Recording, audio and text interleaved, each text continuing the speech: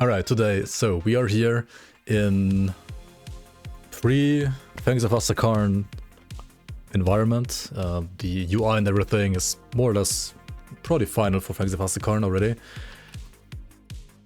And we're gonna play Forcewave Soldier. We're gonna play a soldier today. Obviously proving that it's hardcore, like viable, male or female. I mean, whichever you prefer to play, doesn't really matter. Should we play on veteran? Okay, so usually veteran is like a waste of time.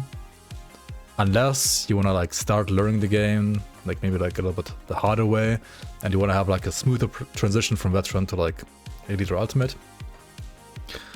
But most of the time veteran is kind of like a waste of time, or like it's additional challenge, not too bad. The stream title scuffed. Did I not update it yet? Alright. So let's go with just normal for now, right? As maybe the average new player would as well. I mean, the average new player might not be playing hardcore, but anyway. How do I have the new UI? You can play the new UI if you sign up for the patch 1.3 public playtest. Which you can enter if you have the game on Steam. Am I still in the Q2 category? Yeah, I think I fixed it now. Did I not? Yeah, okay, it's fine now. Hold on, where is it? Public testing FAQ. Here we go, right. Check out that link if you wanna check out the new UI. What I am not playing on, I mean, I am playing on 1.3. I'm playing on the patch that also, like, it's like the eternal testing branch for Fangs of Asakarn. So, there's some spoilers here maybe on the map, but I can't really stop that, can I? Also, you might see that I have like a slightly different like potion UI than you guys have, even on 1.3. Because this new like potion system is gonna be exclusive to like the Fangs of Asakarn, right? Also, I can play Berserker on this, so there might be a couple of like Berserker leveling streams coming up. I'm allowed to do that. I'm allowed to leak those.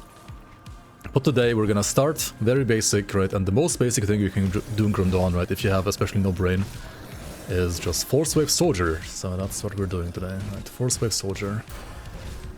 So you wanna get to, yeah, you don't choose this class, you choose this class, and you got like 1 point down here, 2 here, and you can use Forcewave with a 2-hander or with a shield. And there's a pretty decent 2-hander you can grab early on, which is 100% always there. Sometimes you can go here, but sometimes the way is blocked, so you gotta go around. This is fronting Max SMH, my head. Dude, where the hell is Max? Where is he? What is he doing? Is he playing Grim Dawn still?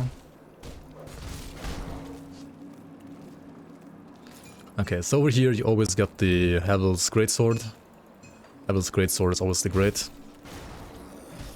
I mean, like the best 2-hander you can get at level 2 in the game. Loot filter. People ask about loot filters sometimes, right? Like how to set up loot filters. Honestly, Grim Dawn's loot filter is rather basic. You can't really do that much. What you want to take is always show double rares. Untick commons. There's no like socket system like in Diablo 2. I mean, there's like every item has like one socket by default, you could say, where you can like put in one component. But you can put, like every single item has one socket, right? Doesn't matter which rarity. So whites are pretty much always trash, common items are always trash, magics can be fine until like level 10 or 15, then they're also basically trash. And then you want to run around like this. And then for endgame you want to run around like this. And maybe even if you're playing like Ascended mode later and you already have like all the monster frequencies that you need, you might even want to run around like this, right? Because now there's a new tick box for Ascended items. But yeah, more on that maybe at some point later. We're not gonna talk about them too much today. You can then further narrow down stuff here. I would honestly not really do something like this here, because if you do this, then you will only see like armor that has like, for example, physical damage, which you would like to have on your build. But you might miss some like actually good armor that just has like a bunch of defenses that you need at that point. So I don't really like doing this. Here I wish they would make a loot filter that's actually better. So you could at least split this stuff into like what you want to have for your weapons and what you want to have for your armor and stuff like that.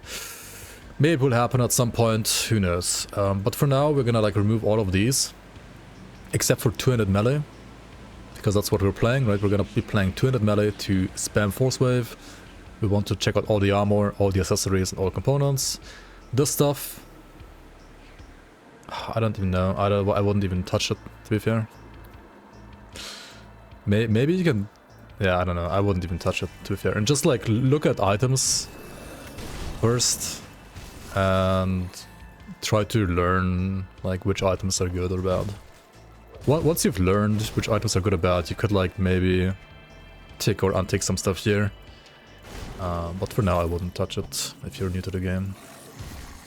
Really wouldn't. Alright, so Forcewave...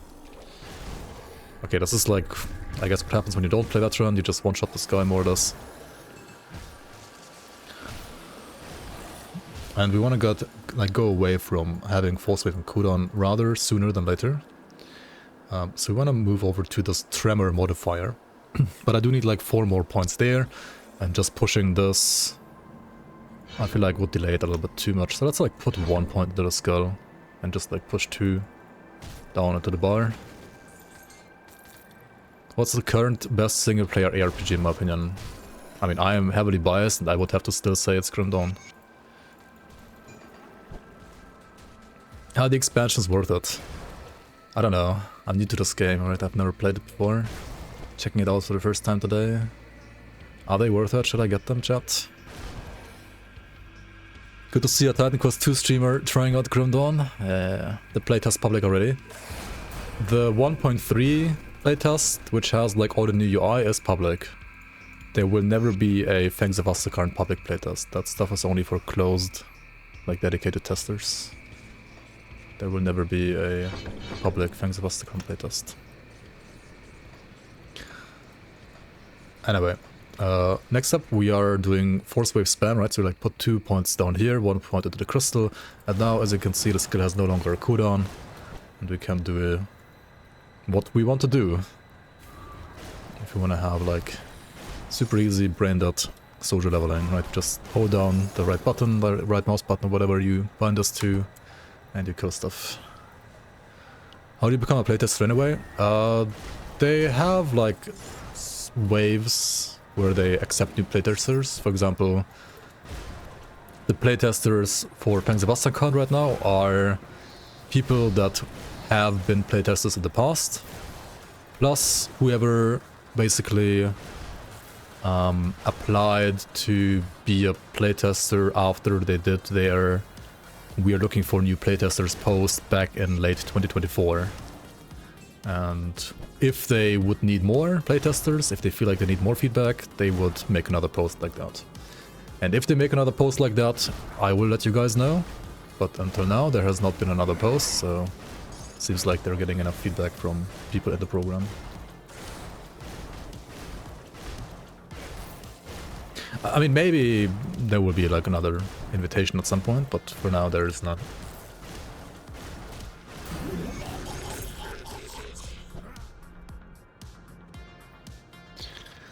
Welcome guys, Sifum, Sep, Ithai, welcome guys, welcome. Name my top 3 single player ARPGs. So I enjoy the most right now, I would say Grim Dawn, Titan Quest 2 and PoE 2. Those would be like my top 3 right now at this very moment. LE, like Last Epoch, is still high up for me as well. Even though like the game kinda hit the gutter a little bit and there's like tons of drama and I mean for good reason. And in the past I would have put like Last Epoch in the top 3 as well. It depends, right, like how good their next season patch is gonna be like, right, like their season 4. If that's like surprisingly good, then maybe it might jump up to top 3 again, but I don't know, like PoE 2 is just objectively such a great game. Maybe not as great as PoE 1 yet, but for me, subjectively, PoE 1 is not that high up, because... yeah, I don't know, I just don't like it as much, I guess. I can see why people like it, but it's not my most favorite game. Okay, let's put some more points on Forcewave. Need some more damage. I did level up after all, didn't I? So Forcewave single target damage early on can be a bit lacking, as you can see, but once we upgrade our weapon, like we're still using Heaven's Greatsword, which will start to fall off rather sooner than later. So we need to like keep our eyes out for a better two-hander soon. I should like not have magic unticked at this point.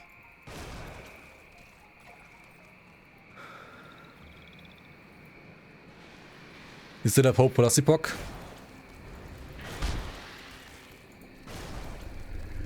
Yeah, I have, I think, some hope as well still. Not a lot maybe, but I do have hope. And no matter what they do with the next season, I will play it for at least a day. Like, even if it's shit, I will play it. Because if it's shit, I feel like as a streamer, I'm a little bit like obliged to also show you that it's shit. Right? So we'll see.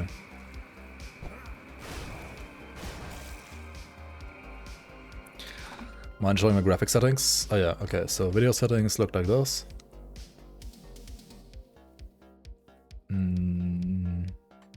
Interface settings look like this. Health bars look like this. Gameplay looks like this. By the way, if you're playing an occultist and you were trying to level with Bloody Pox in the past, you always had to turn off gore. But now, since this patch, they finally fixed it, right? You can play gore, and Bloody Pox will still spread, I think, to other enemies now. PoE 1 has feature creep. I mean, yeah, I think for people who've played the game already for a long time, it's no issue. But if you're like trying to get into PoE 1 now, it's like there's so many features that you have to like try to learn at first. And you don't have to learn all of them, because not all of them are equally useful, I guess, but it's still like a lot of stuff. PoE 2 has bear creep.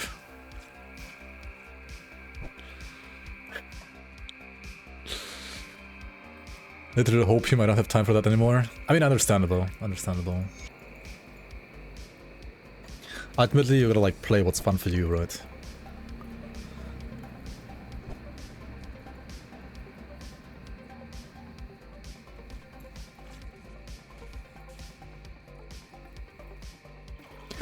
Does the swamp texture here look like different or new compared to before? I feel like it looks a little bit different. I'm not sure what it is. I feel like it looks a bit... Does it look better? Maybe. I can't decide right now if it actually looks better or not, but I think it does look better. It's a bit more reflecty, I guess. It's like a little bit different lighting, right? Maybe it's a different shader they're using now. Like, they are trying to upgrade their, like, they're not like hugely improving their graphics, but they're doing some minor changes here and there, which can be noticeable.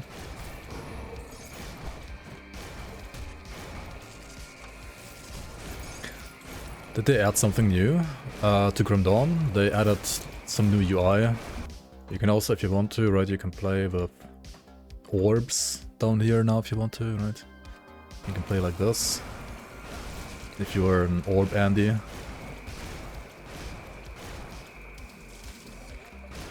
Don't get all the hate for Ellie, it's a great game. Within limits, it is. I think it's more the people that have been like around for Ellie for a long time are more and more frustrated because they know what the game could have been, and also they know like certain decisions by the basically management of their company that have been like more than questionable in the last couple of months or years. Guide for the Stormblade is gonna be out like tomorrow, I think.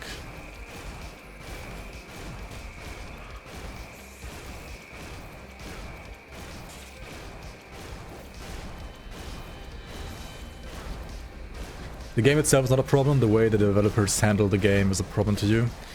Yeah, I can get behind that. I think that's the bigger problem with Ellie, to be fair. Like the game itself, it's far from perfect. I mean, Grim Dawn is not perfect either. But yeah, I don't know. Also, after some point it felt like they had like no direction for the game, or like not enough direction for the game, and just started doing community polls for everything. Like, sure, it's nice to get some feedback from the community every now and then, but to me it almost felt like they're just like doing community polls for the sake of doing community polls, and they don't actually do anything. Like, either they get feedback for stuff that they can't implement anyway, or they get feedback of stuff that would be cool but they're not doing it anyway, or they're trying to look for a direction because they don't know what to do themselves as well anyway. So it's a little weird. I'm not sure how to describe it really, but okay, when you put more points into this class, we can like get a point in main here as well, right? That's very nice and hardcore. So like when you drop below 33% of your HP, you get healed, basically. You always want to put at least 1 point per level into your main ability to pump the damage. Maybe I should like pump a little bit more because I'm not getting a new weapon right now. Yeah, like one more here. And then Fighting Spirit is also okay. I mean, you could argue this is not really great or like worth it at this point. It's good later, not really right now. New game, Noctu, welcome, welcome.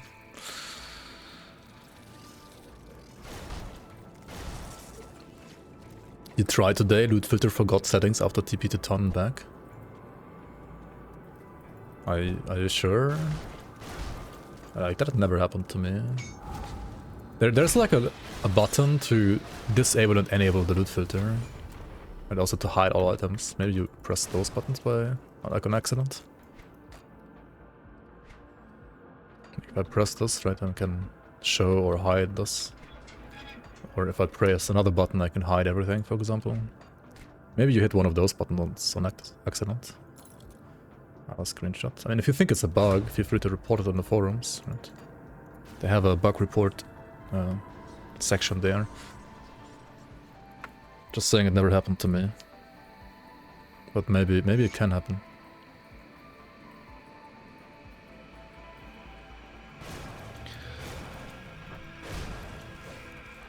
They never really came back to balance Alley. I mean, they do some balancing. Coming from Grim Dawn, I feel like Grim Dawn gets lots of great balance patches in my opinion. Like, considering how small the game is and like how little people are doing balancing work, Grim Dawn gets a fuck ton of balance patches, so like balance changes compared to last epoch, for example. For example, when they released 1.0, they were like, it felt like there were like 3 lines of balance changes. I'm like, what? How? And I'm not sure if they're like too afraid to balance stuff sometimes, or if they don't know how to balance stuff, or if they don't care to balance stuff. Like, they need to understand that if you balance stuff correctly, you have a wider range of viable builds, and thus more people can have fun playing whatever they want to be playing instead of just running after like a couple of meta builds, right? And I mean, same for PoE 2. I mean, PoE 2 also has some balance issues, I think.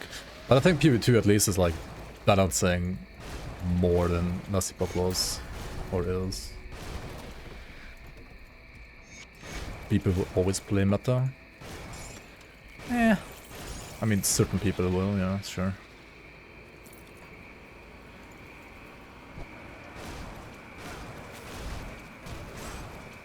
But also, I feel like if you try something else in for example, Grim Dawn, or I feel like to a certain degree also in PoE 2, like I've never looked at a single build in PoE 2 ever, and I always felt like I can kind of like make whatever I want to do.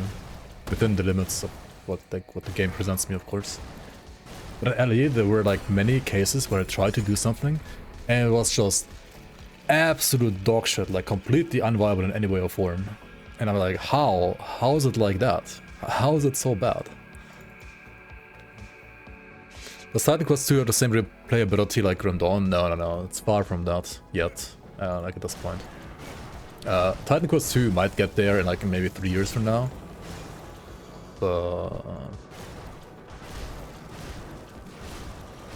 I mean, to be fair, like Grim Dawn base game, like first expansion, for example, also in my opinion had like close to no replayability. I made like 2 or 3 characters in Grim Dawn 1, like in Grim Dawn base game without first DLC, and then just quit again and played other games, because to me there wasn't like enough exciting stuff to do, or like exciting items to check out. With Ashes of Mammoth though, right, they introduced, first of all, a proper level cap of 100 instead of just 85. The like empowered, or whatever, like mythical items, right? Way more items in general, 2 new classes on top of that. Skill modifiers, which were like the thing that made it like actually interesting. So, like to me, Grim Dawn's like replayability came with Ashes of Mammoth, which was in like 2017 or something like that, or early 2018. I don't quite remember. I think it was like late 2017. And Grim Dawn started Kickstarter in what, like 2014, 15, something like that. So yeah, like 3 years after.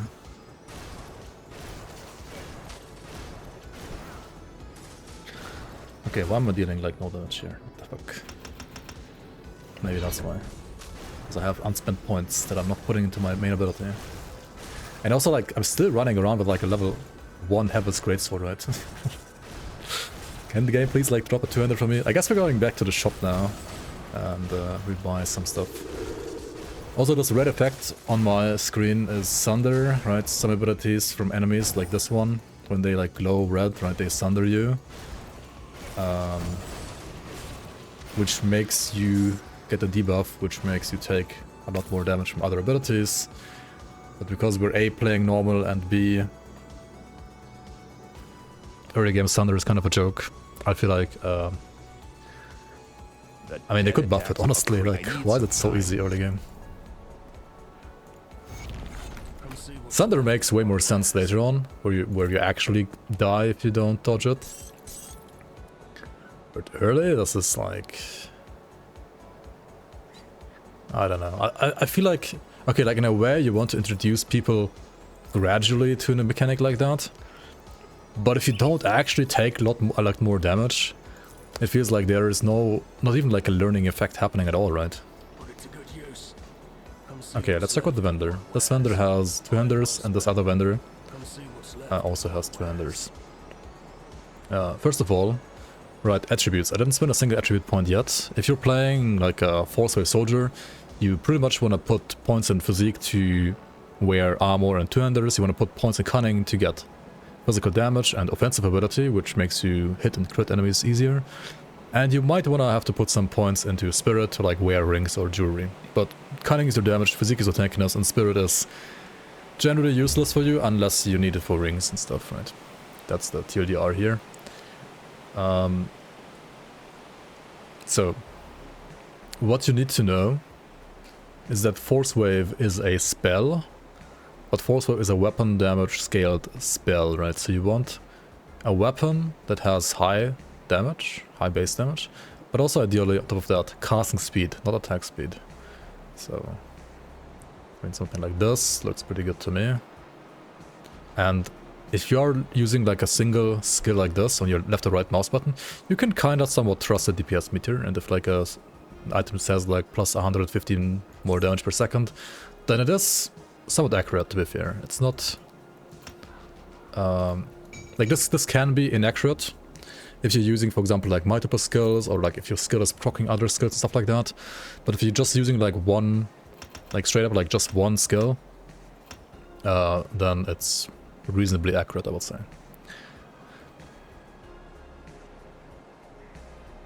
You have like 600 hours in this game, you had no idea how that's how the ability worked. Yeah, Forcewave is a spell. It scales of casting speed. Common misconception, it is casting speed scaled. Yo Envy, how you doing, man? Mowing the lawn and playing Forcewave is the life, right? What is this game? I know, right? Never heard of it. FoA Sunder, Greater Grim Dawn Sunder? Hey, what's FoA? Oh, yes. FoA 1 Sunder, I guess. FoA 2 Sunder? I'm not so sure about that. Isn't everything besides like auto attacks a spell? Ring of Steel, for example, is attack speed scaling and not casting speed scaling. Even though you might think it's a cooldown spell, but it's an attack. Blade Arc is an attack. Even though it's not a default attack.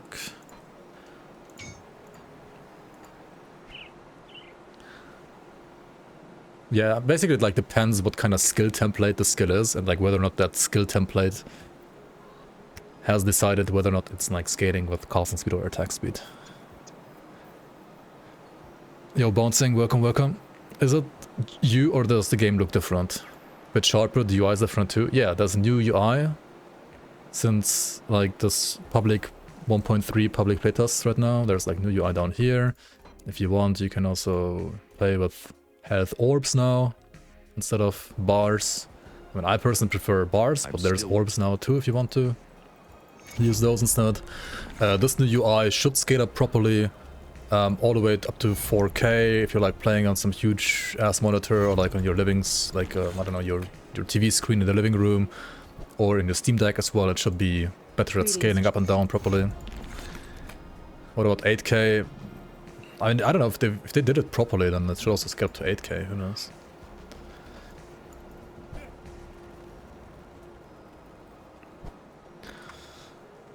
Yo, Exile Traveler, welcome on, welcome on. New content must be amazing, looks inside, Forcewave. Hey, if you come back to Grim Dawn, right, and if you forgot how to play this game, the best thing to do is to play the classic, right? The classic that requires no brain. Right? The classic that requires no brain. Or like, I don't know, like the best build, if you have like no brain, is Forcewave Soldier for starters, right? Yep, true and real. Okay, let's go back to bars though. I like my bars.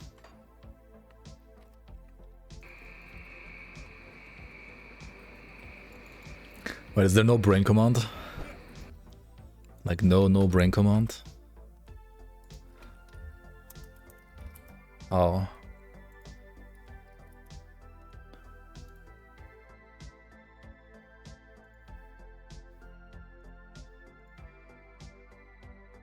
Hold on, give me 1 second.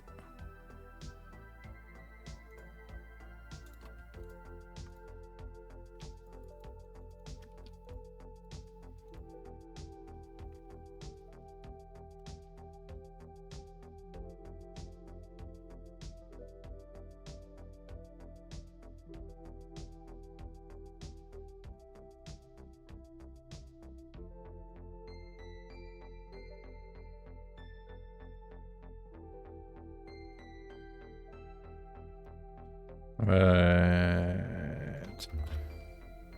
Okay. Yeah, okay. Cool.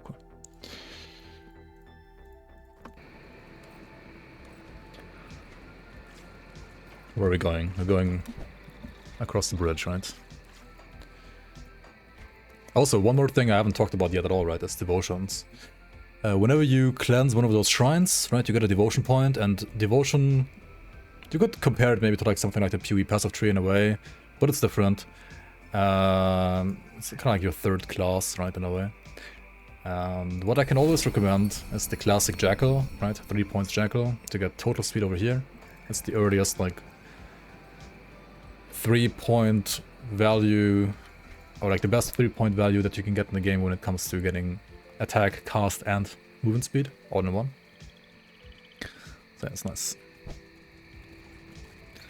What happened to the UI? It got updated. Welcome in Rapbar. Forcewave Soldier, classic. Jackal first, classic, yep. And it's good, what can I say? Always has been. It still is.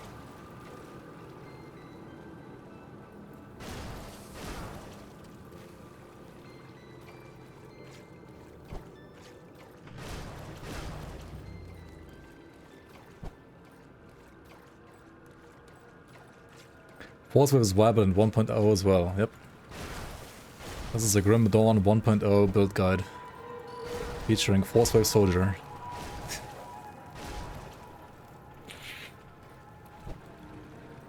Forcewave all the way.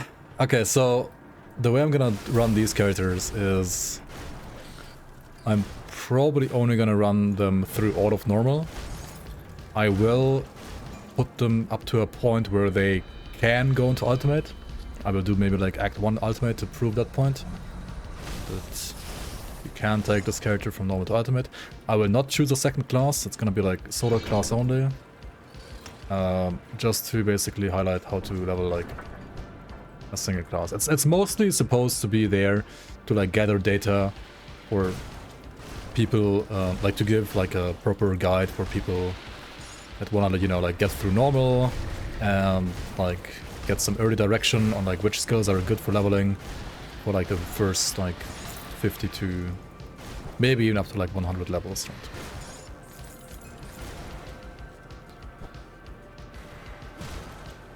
Yeah. And I'm not doing solo classing because I would recommend solo classing. I'm doing solo classing because I want these to be like basically guides that you can then combine with any other class that you can choose yourself, right? But the focus is gonna be like this class, and then second class is like whatever you want to play, right? Okay, this guy over here, right? The Ancient Shambler. It's gonna be very interesting for this boss because he drops a amulet, has like 100% drop rate, which always has modifiers, like skill modifiers to Forcewave. In case you didn't know, monster frequents are items that can drop from specific monsters infrequently, or in this case frequently, and they usually have skill modifiers, in this case a skill modifier to Forcewave, giving it more damage, and also +3 to Forcewave, which results in also more damage, so that's nice. Also we got a couple of like green items here. Gloves with casting speed is, I mean, amazing, because as I said earlier, right, we are scaling off casting speed here. Okay, sounds good to me.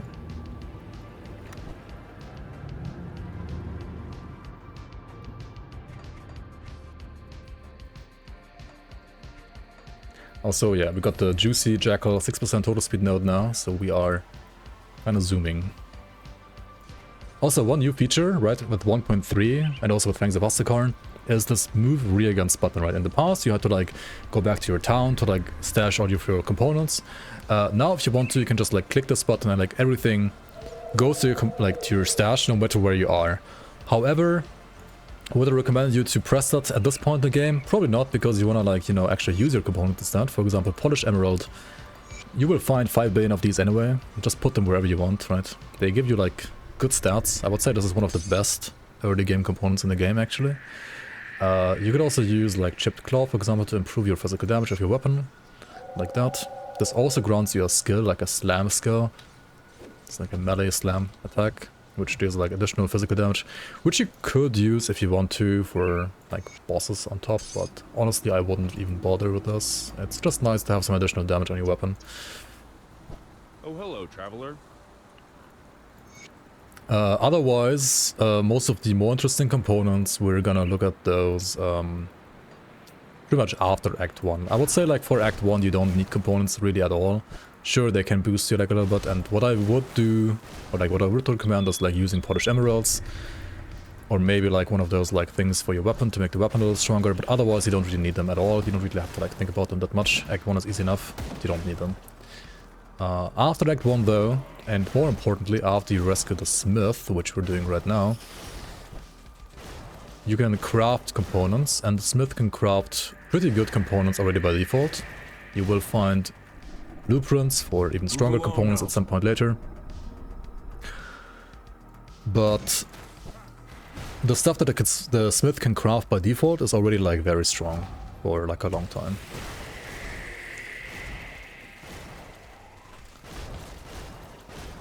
Playing Sebastian tomorrow. Yep. Playing Sebastian tomorrow. Hooray. Alright, alright. Most of these green items I'm gonna more or less equip them without looking too much at them, because they usually will have more resistances than my yellow items, especially like armor pieces. The weapons, I wouldn't. With weapons it heavily depends on like what affixes they have, and my yellow weapon right now that I bought from the vendor is pretty darn good for now. No new devotions are planned for Pengzavaskarn, nope. I kinda wish they would make some more, but I also understand why they're not doing it. They're focusing their work on other stuff. Also, we got this Milton's cask we got from this Milton zombie earlier, which is not too bad either. It does give me a lower cooldown on my Blitz ability, which is what I'm using to charge around the battlefield right now.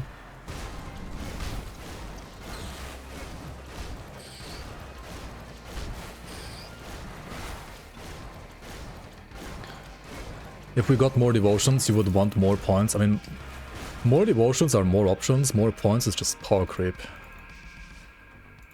I mean, power creep can be fun, to a certain point. Wish they buffed Ulo, like debuff cleanse and immunity to cleanse debuffs for like 3 seconds.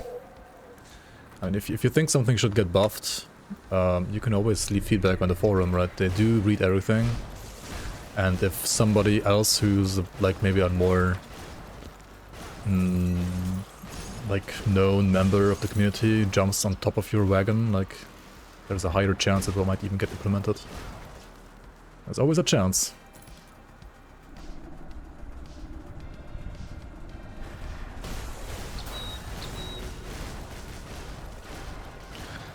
I mean, Ulo is like I think Ulo is not necessarily bad. It's just like bad once you are good at the game and like it's good for min-max builds, but if you're not new to the game, I feel like it can be pretty decent. Or like if you want your build to like do certain things and be like safer in a way. Pretty decent. Top 20 build review uploaded on YouTube. Yes, it is. Good, you're back.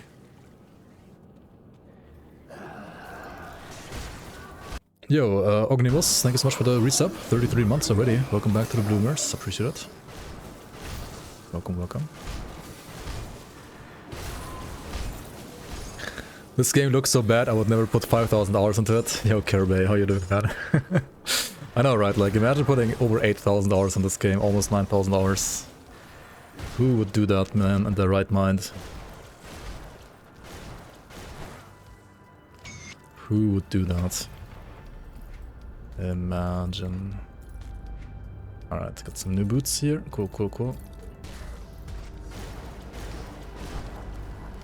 I think it's time to hide my yellow items soon. I just wish Reap Spirit would work without Diviner set. I mean, it does work, but I guess it's not particularly good, yeah. I mean, there are pet Reap Spirit builds, right? Where you just use Reap Spirit to summon the pets. I mean, some of those work too.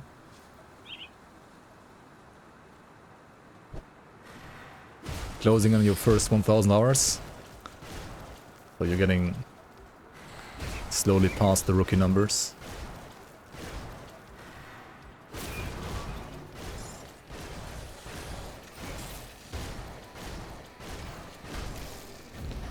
Ah.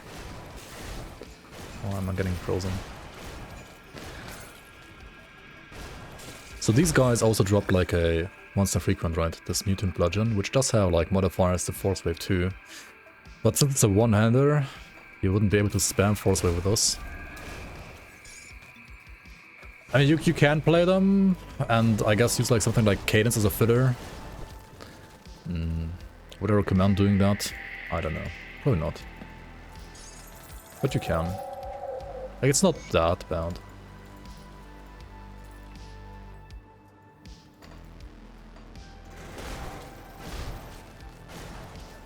Yeah, the season opens up like a lot more options.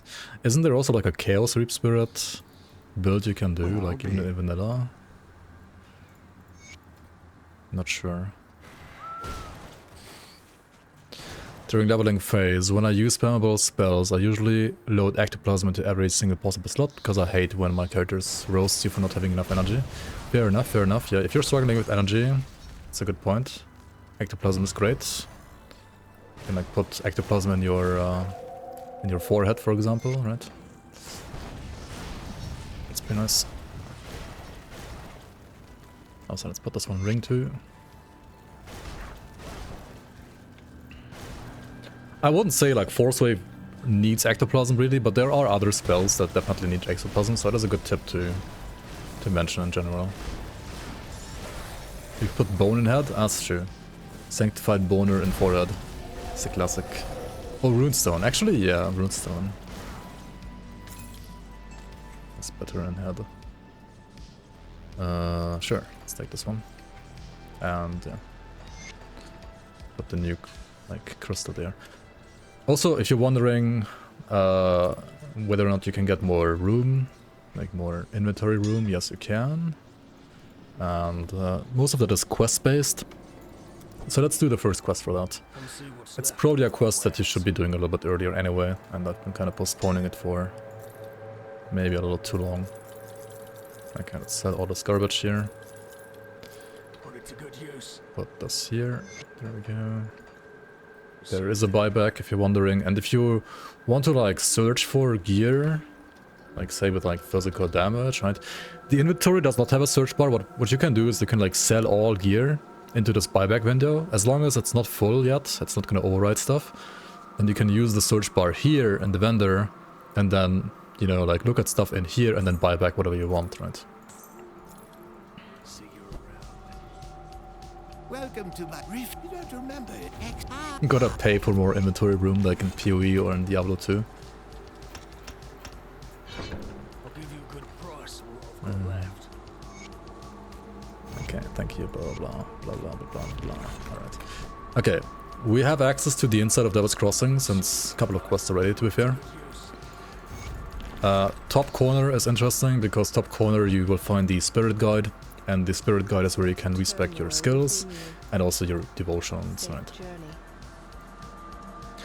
So every single physical build after getting Jackal should probably be getting Assassin's Blade, Assassin's Mark, or you could also like do something like Bull maybe early on. Bull is not too bad either. Bull does give you movement speed too.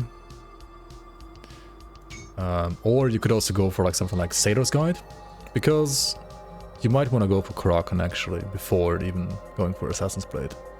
Yeah, Kraken is a lot of damage if you're playing a two-hander, and we are playing two-handed Forcewave, so I can see actually going for Kraken over Assassin's Blade first.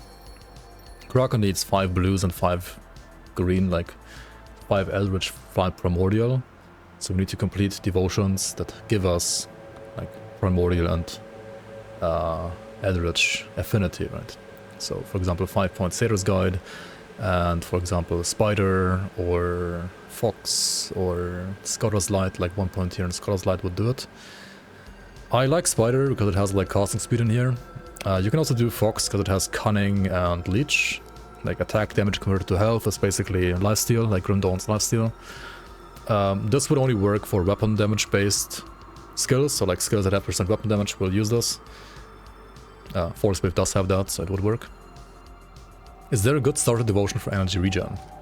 Let's check that out. So Scholar's Light has some of that, if I remember correctly, right? There's some regen here, there's some regen in Quill, but I think Scholar's Light is better for regen.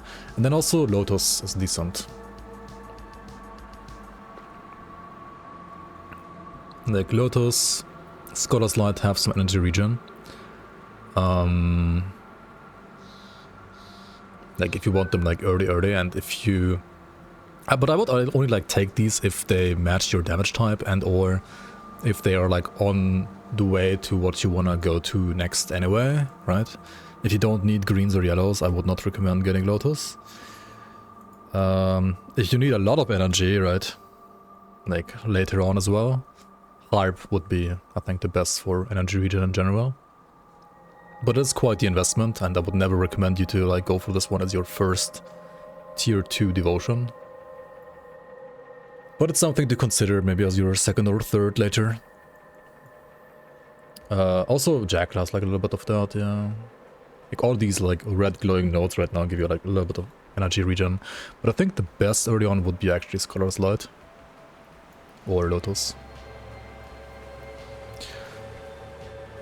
Otherwise, I would recommend you more so to use components like Ectoplasm, or maybe like put some points into Spirit, right? If you are a Spirit scaling damage type anyway, like Elemental or like Chaos or so on, then putting points in Spirit is not bad either, because it does give you like damage and energy regeneration as well.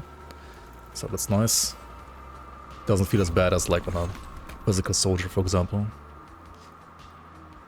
Yeah, I could always respec. I mean, yeah, could also always like change components. But yeah. The captain send you well since I did. I would say I would prioritize using components or spirit for energy regen than devotions though, unless you really need a lot later on anyway. Yeah. Okay, let's go to the cellar now, because this is where we're gonna be able to complete a quest that gives us more inventory room. Crate removed, I think, one of the energy regen affixes. Yeah, I'm not sure. I don't think they removed all of them. Definitely not, but some of them. Because they were kind of like useless in the grand scheme of things. Also, early game caster gear, right? Like there are some like base items. Not this one, and also not this one, and also not my pants, not my gloves. But there are like caster helmets and caster chests that have like basically a small energy regen implicit. And also of course offhands have energy regen. So yeah, those can help like for Act 1 and 2 as well.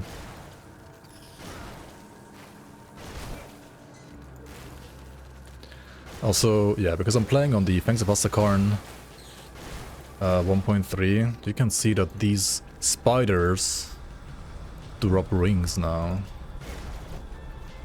You have monster frequent spider rings now. Well, with Fangs of Astakarn at least.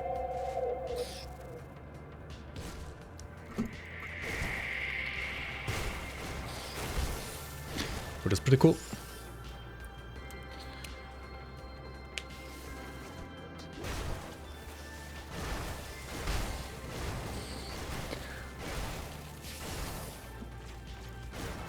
And I'm not sure if they're supposed to drop this much, but they drop quite a bit here. Oh, there's even two different ones.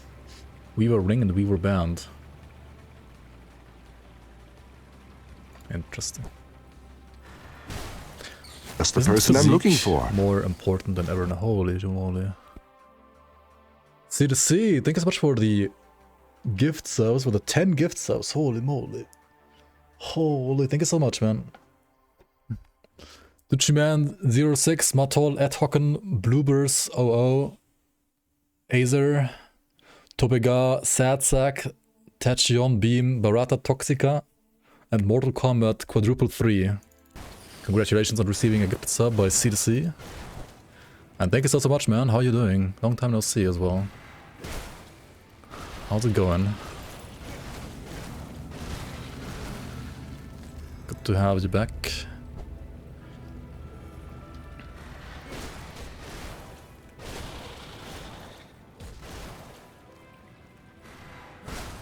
Yeah, I wonder that too. Like, I wonder what's up with the drop rate. Like, maybe I just got lucky, because it's really quite high. Or maybe they, like, maybe Zentai buffed the drop rate of those in specific, like, of those specifically. I don't know. Seems kind of crazy to me as well. Like, how is there 3 monster frequent rings in my inventory right now? Also, the Gothia68, thank you so much for the sub. Welcome to the Bloomers. Welcome in, welcome in, welcome in. Thank you for the prime.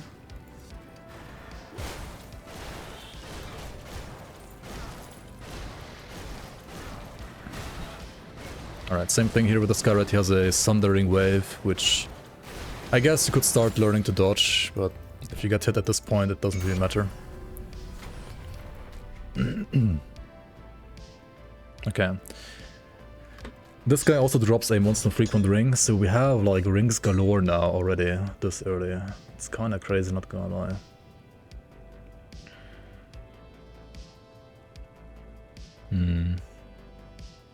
So these rings have pierce resistance and bleed resistance.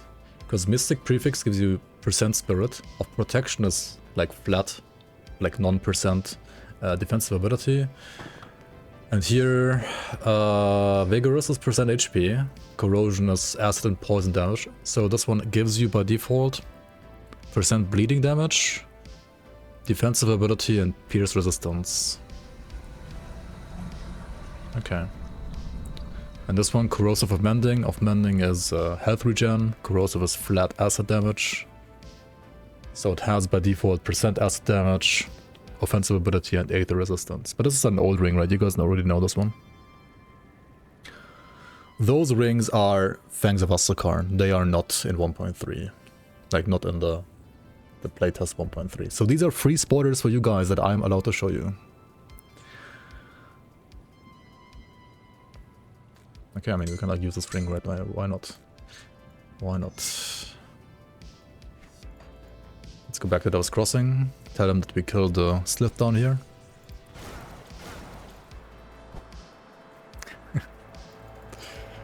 Yeah, write it down. Write those rings down.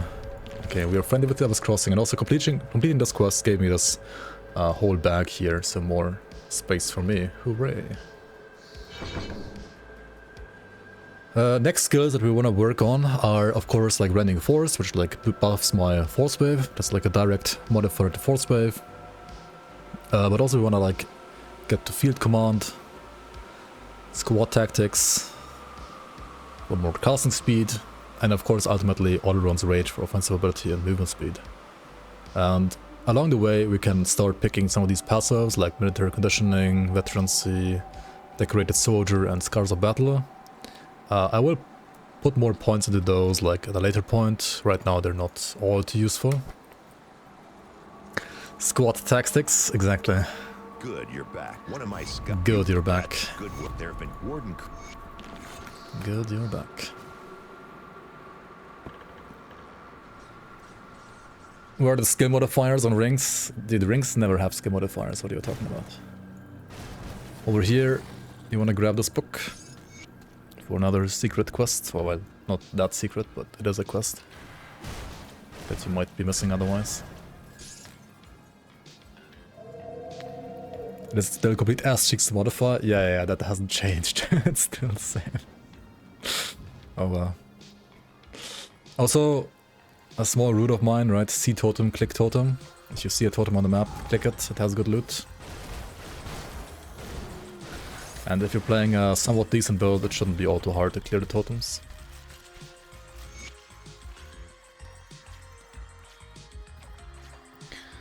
What do we got here? A Gut Wrench Eviscerator, requiring level 17.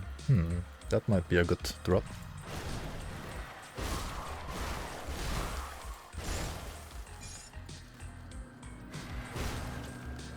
Yeah, and you know what works the same way?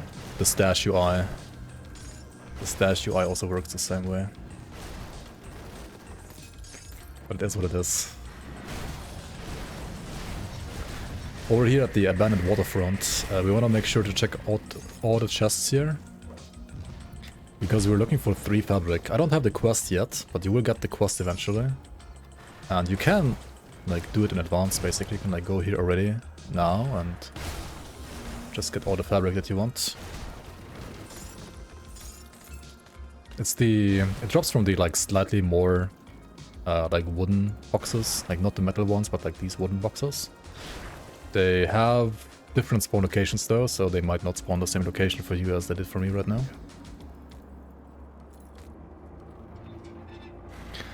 Do I know if those top 21 builds are really the top ones, or if there's any space for more creativity? They are not a definitive like list. They are more like an opinion. That's why there is the onion in the top, right? Because the creators of that forum post thought it's like funny to abbreviate an opinion to an onion. So that's the lore behind the onion in the top. Like in the word top there.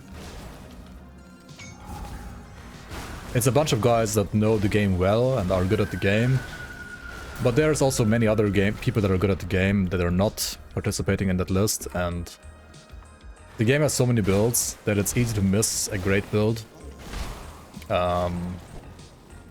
And if you set your like standards a little, like your, how do you say that? Like if you change your parameters a little bit, then like a completely different top 20 would be the actual top 20, right? There's so many builds. Yo, Village, welcome, welcome. New streamer with a new game, yeah. Brand new game, never seen before, exactly. Yo, CDC, cool to see that you're still making Rundown content. Can't wait to get back to it myself with the upcoming expansion and hang out here like the good old times. Cheers. Yeah, with Fangs of Asakarn, I'll be back big time, and then also there's gonna be a new season at some point at another tomorrow after the season as well. I mean, after expansion drops. So yeah, there is a bunch of content coming up. There are bright times ahead for Grim Dawn. Hopefully.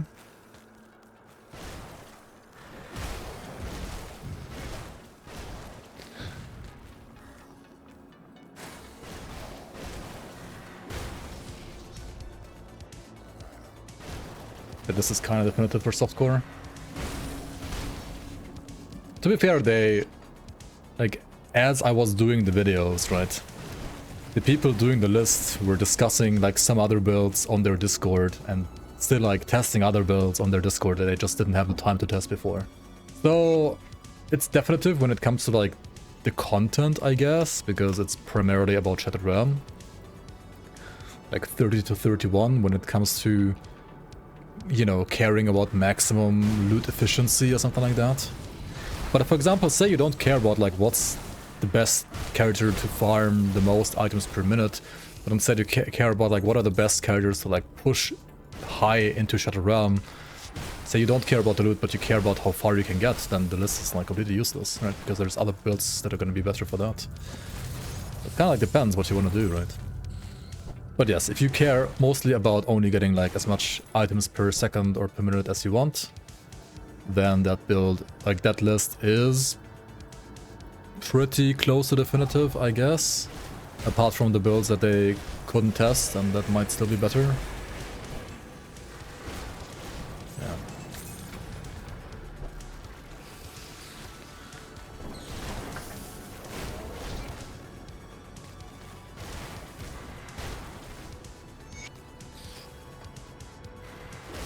Alright, right here we have another weapon upgrade. Let's get this one. Let's put like another physical increasing component into that.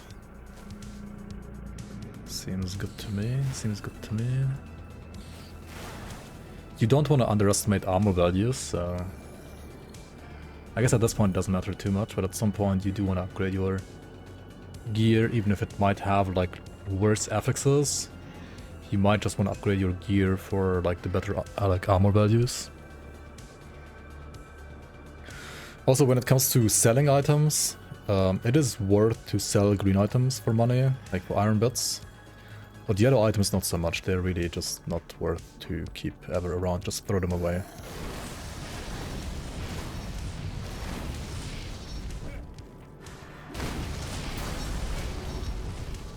Alright, that was 17.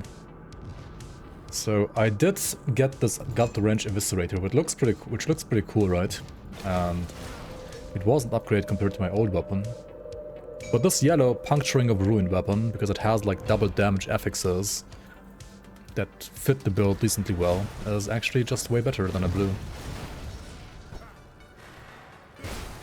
Of Bloody Conflict is a new suffix. Yeah. Wait, which item did have that? This one, right? Yeah. Of Bloody Conflict gives you physical damage, bleeding damage, and +4 to leap. And I think also crit damage and offensive ability. Like Chilled gives you physical to cold conversion and flat cold damage. So everything else on this item is from Of Bloody Conflict suffix. Yes. There are lots of new affixes supporting like all different like kinds of berserker combinations. This being one of them.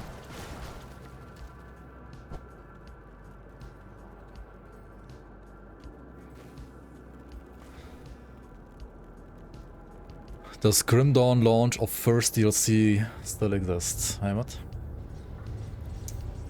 You mean like a build of the first Ashes of My Moth patch? I don't know. Maybe somewhere in the depths of the internet. Who knows?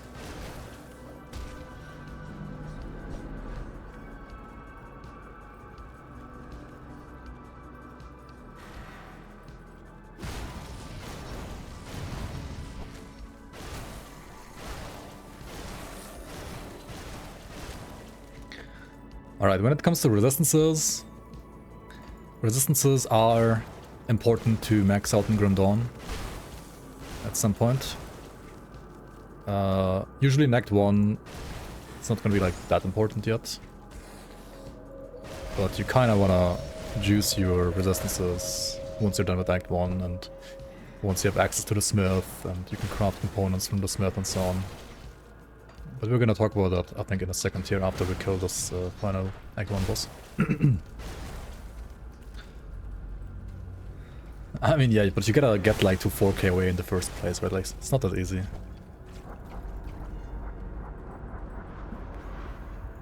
Crit damage is pretty strong though for endgame, I do agree.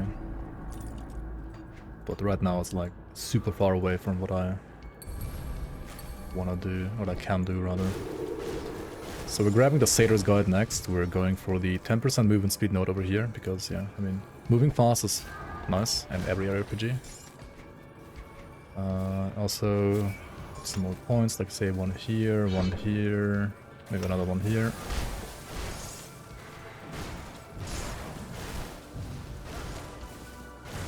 I think they slightly buffed the drop rate of Aether crystals from these clusters, didn't they? There's like a small chance now for them to drop 2 crystals instead of just 1. I don't feel like it was a necessary change, but I mean, I guess we will have to spend less time farming Aether crystals now. Is it possible to try out this beta build? You can try the new UI, but you can't try like the new class.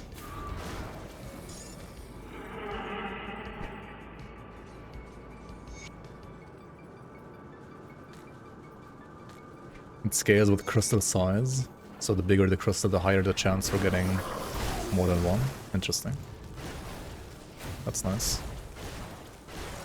I guess it does make some other places like a slightly better compared to... Like, it maybe doesn't make them better than Warden's lab runs, but it makes them better in comparison to before, right? Like places like Deadman's Gulch and so on, they have like a higher density of bigger Aether crystals. I think Warden's lab has pretty much none of them.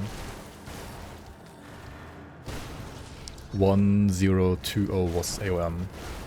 Probably. Maybe.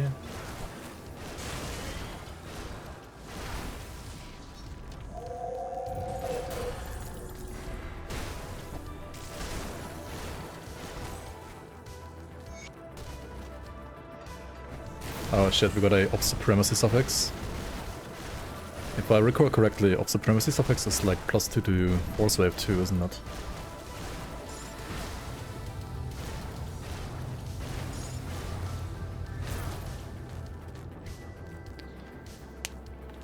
Yeah. Honestly, I mean, I have a blue belt which has slightly higher armor, but +2 to Forcewave is a great damage increase. Not gonna lie.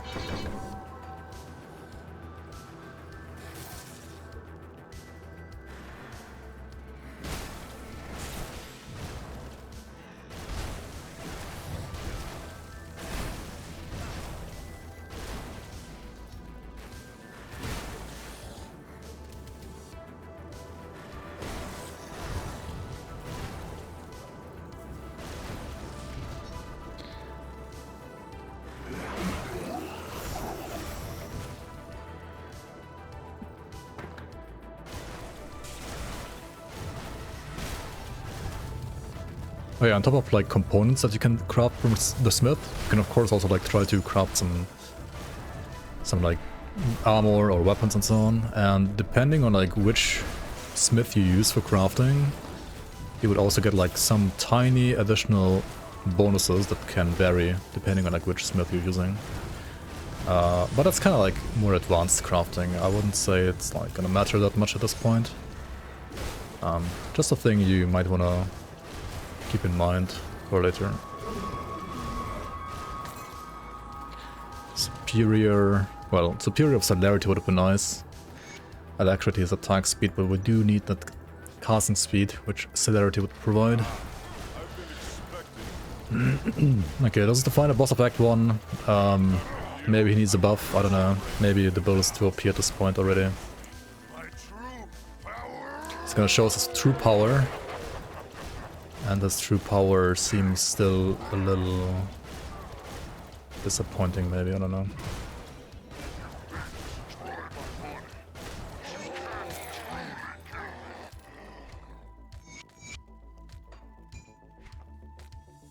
Oh, these are nice. Literally the best GD stream I have visited yet. Informative, to the point, and relevant without any rambling like every other stream so far. While English is obviously not your first language, you are far more articulate and coherent than your peers, by a wide margin. Thank you. Hey, you're welcome. What can I say? Hey, chatter. Inquisitor Creed is a paid chatter. Yeah, confirmed, confirmed. I'll give you a good price for what I've got. So do you still have 5 shared stash tabs and 2 new ones for components and stuff? Okay, let me show you. Let me show you in a bit here. Because I am playing on the Fang's internal, so I think I should have as many stash tabs. What? So I should, I think, have as many stash tabs as you will be able to have in Astakaran as well. We'll see about that in a second. He was struggling with German, wasn't he? At least with that single word.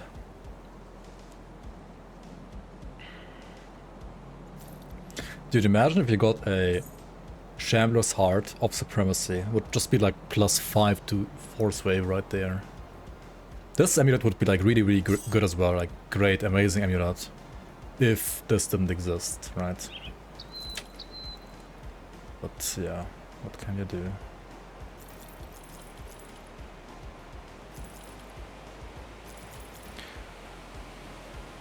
That's like the slight issue I have with monster frequency sometimes. Or like with powerful skill modifiers.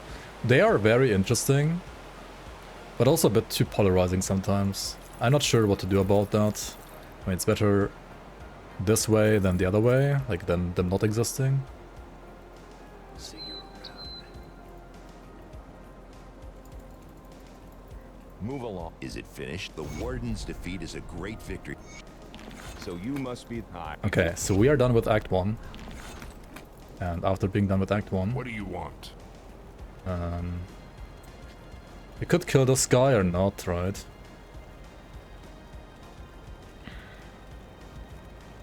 Just reroll the affix, duh. Yeah, true. You might be able to do that next. Das war mit Abstand der beste GD-Stream, den ich bisher besucht habe. Informativ, prägnant und relevant. Ganz ohne das übliche Geschwafel, wie in allen anderen Streams. Obwohl Englisch offensichtlich nicht ihre Muttersprache ist, drücken sie sich deutlich eloquenter und kohärenter aus als ihre Kommilitonen. Why is he so polite in German? Besser. Vielen Dank.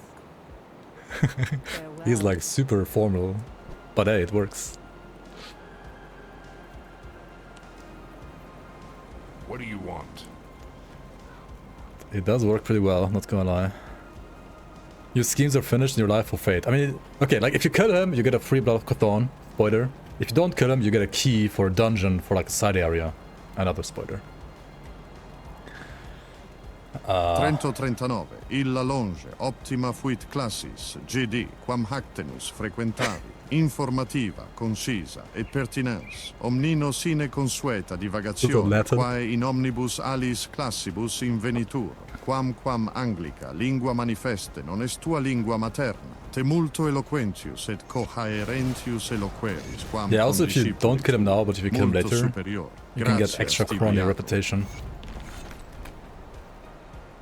And for Poland and Crete speaking German, Just it's got super my scary. first gaming PC a couple weeks ago and grabbed Grim Dawn for less than $2 Oh, look at this. 2 days ago. Look at this. Couldn't stop playing since much then. space. It's like Diablo 2 with modernized systems. I dropped a Windcaller's 2A yesterday just before Homestead and decided to buy the Great Wolf Skin Pack Why does she... just to support these superb What's she doing? devs. And your guide has been so helpful.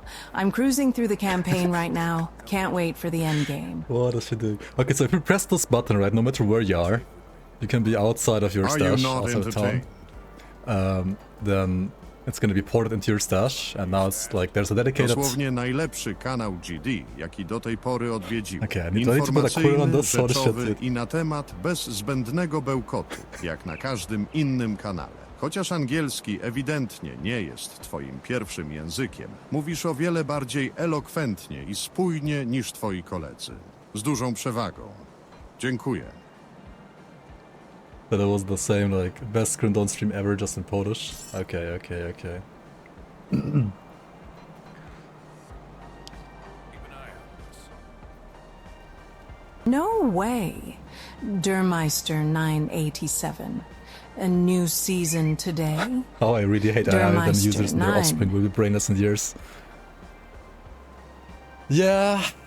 87. And we play Forcewave. We're losing brain cells together right here, right now, I guess. Bu şimdiye kadar katıldığım en iyi grup tartışması oturumuydu. Bilgilendirici, özlü ve ilgiliydi. Diğer tüm oturumlarda bulunan olağan gereksiz konuşmalardan tamamen uzaktı. İngilizce ana diliniz olmamasına rağmen kendinizi ederim. diğer öğrencilerden çok daha etkili ve tutarlı bir şekilde ifade ediyorsunuz. Çok daha üstün. Teşekkür ederim. Jesus Christ. I cannot. Okay. Give me one breather here real quick. There is Novum tempus cras iuce, people happy. A relic that I can recommend all of you to craft, right? 今まで Equilibrium. 見た GD の配信の中で文字通り最高どうもの配信ありがとうでした情報量もリフで要点を抑えていて他の配信のようにソゲドとした話は一切なく This one right here, 曲をして Equilibrium, い right? ま It's す great. 英語が It's 母 good. 国語ではないのは明らかですが Movement 他の speed, 他の elemental 配 rest. 信者と比べてはるかに明瞭で一貫性があります Also, ね let's go for 圧倒的 components. にありがとうございます どういたしまして。Anti-venom salve, right? Put it in here. Why do you want to put anti-venom salve in your belt? You can put it anywhere, right? But you want to put it in your belt because it has flat armor, and armor in your belt is 6 times as effective as in every other single like armor piece. So yeah, put flat armor components in your belt first, and then somewhere else maybe. Also, what is nice to do is to get your armor rating higher than 70%, because armor absorption means that you are only absorbing damage, or like the damage value that you're absorbing is only 70% of your actual value by default, and you can use components like, for example, scaled hide to scale that higher, right? So like, for example, 84% or like all the way up to 100%. 日本語わかりますか？少しだけ。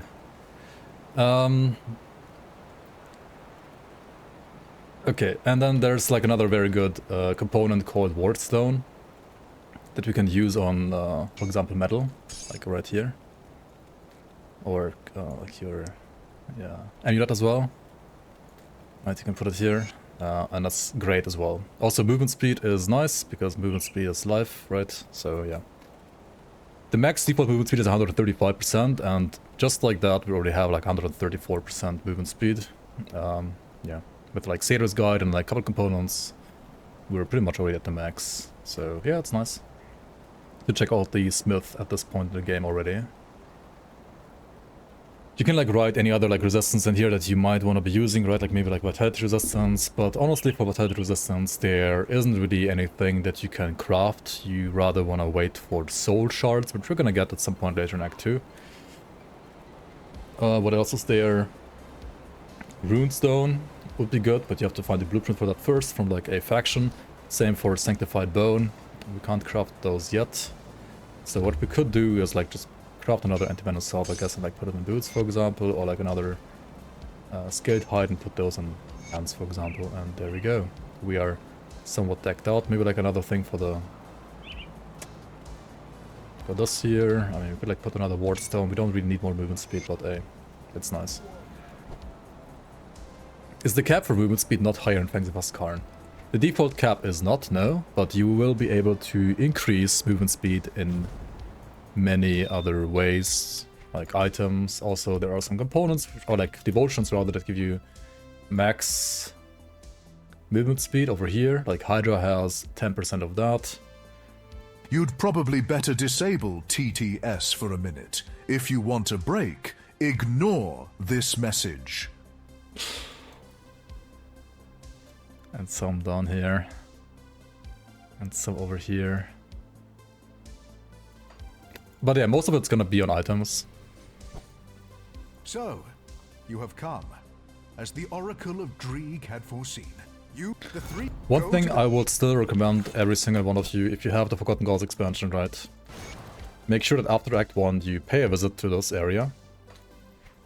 Because if you do like the very first quest, you can choose a faction, and the faction that you choose, you will be able to buy basically like a new movement ability. Depending on the faction that you choose, right? So, let's go up here. I could hear the battle from here.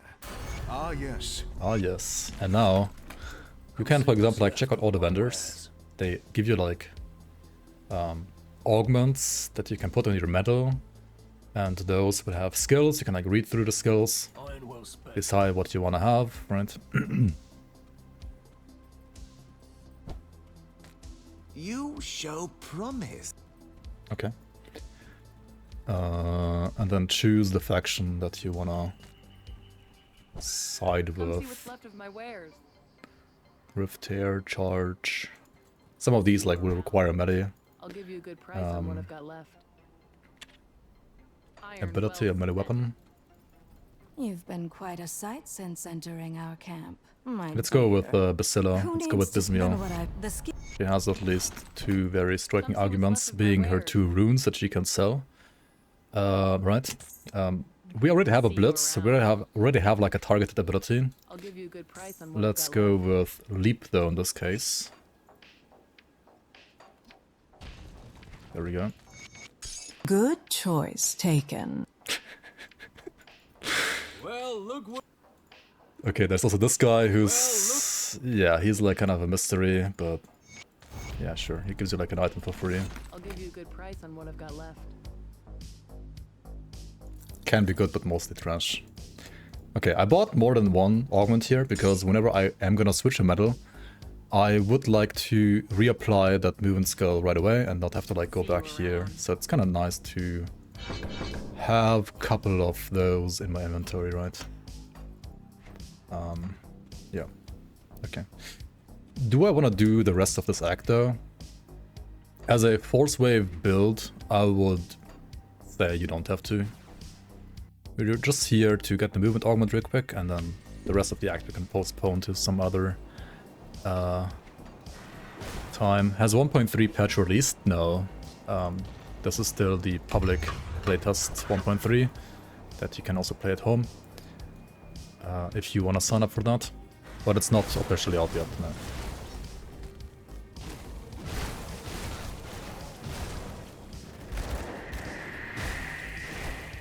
Hallo Brudi, Döner auf mein Nacken. Welche Klasse werden wir spielen zu dem superschlauen, starken Soldaten Kraftwellen-Bild?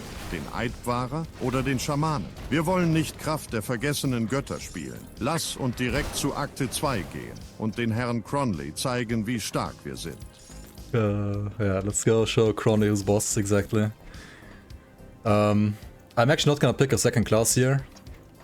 So, Inquisitor Creed was asking in German which class I'm gonna pick second, right? But I'm not gonna pick any Oathkeeper or Shaman or anything really on this class actually, or like on this build right now actually. But instead I'll be running solo Mastery throughout the entirety of normal, just because I want to only showcase Forcewave Soldier as a leveling build, and I would like whoever is watching this at some point in the future to choose the second class depending on what they feel like choosing, or like depending on what endgame build they want to go for eventually. This is only going to be a leveling guide, nothing more. And also not like a full leveling guide all the way to 100, just like a to get you started kind of leveling guide, I guess. Like to get you through normal difficulty. To like explore and you know, experience all the content. I will do a small section where I venture into Ultimate, just to prove that you will have an easy time transitioning from normal to Ultimate using a build like this. But I'm not gonna like play through all of Ultimate on this, and yeah, I would heavily recommend you to usually pick a second class at the latest around like level 30 to 40. Or at the very, very latest, like once you go to like higher difficulties than normal. Because yeah, like solo classes, sure you can do it as like a challenge, but ultimately it's gonna suck compared to duo classes. Is Fangs coming this year? Should be coming this year. I mean, I'm currently expecting Fangs to maybe come out in May, right? Like maybe in May or maybe June, something like that. I do not have a date though, and I do not know when the date is gonna be. And it's not like I can't tell you the date, I literally don't know, I have no idea. But if I would be guesstimating right now, I would say maybe in May or, yeah, maybe June.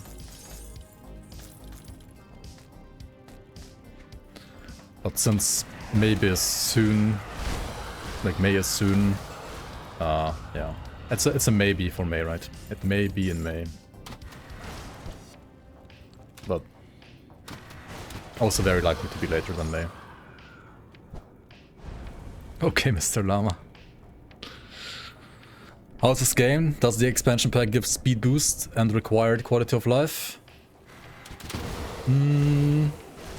I mean, if you want the full gaming experience, I would buy all DLCs, yes. There is no speed boost on your first character, but there are speed boosts that you can use on your second and so on character that are locked behind the DLCs, yes. That is actually true. Shadow drop Fangs of Astakarn tomorrow, yeah. Yeah, definitely happening, totally. Okay, that's like 1 point these passes, why not? Also, let's create a quick level 20 Grim Tools link. For this build, maybe? Actually, no, I'll do that off stream later. And then like post it down below in the description of this video or something like that. Because right now I'm playing on internal test and I can't do Grim Tools link for this. At least not shareable ones, let's say it like that.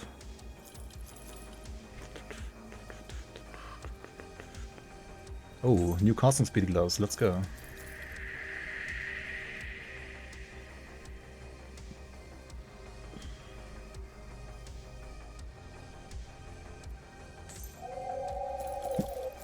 Sorry.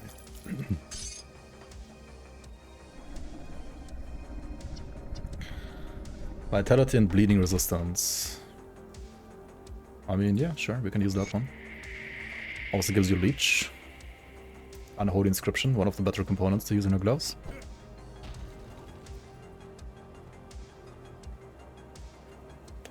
April or June should be good for release, so they don't collide with PoE leagues. Yeah, I don't know when PoE is gonna be.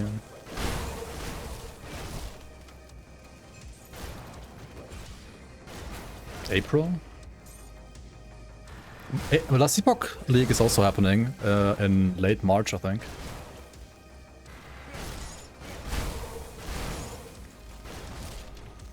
Late March. Last Epoch Season 4, hooray!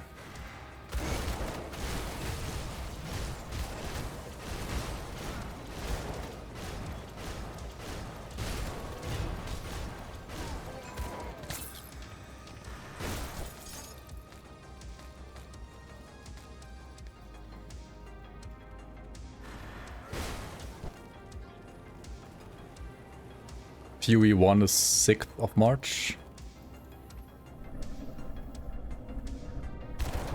FoA 2 is end of April.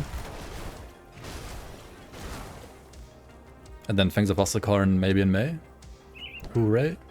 Or in June. That would be good timing, I think.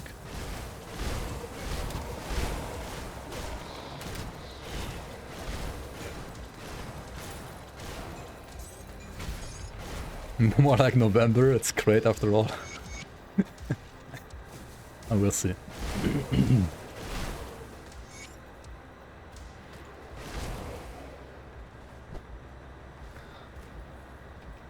Last time they said late summer, it was November. That's true.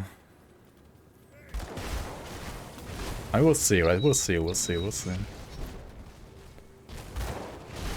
shall see. Until then, time to smack some bandits. And the Arcobian foothills. Time to kill some boars. Some non-snowy boars.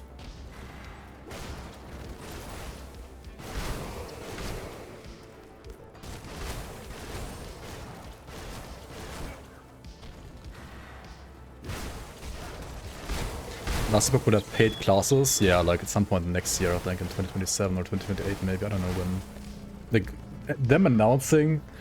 Okay, like, I don't get it, like, you can announce something cool, like, way ahead of time, I guess, like Rundown expansion got, like, announced too early maybe as well. But, like, announcing a paid class, like, 2 years in advance, like, why the fuck would you do that? I don't get it.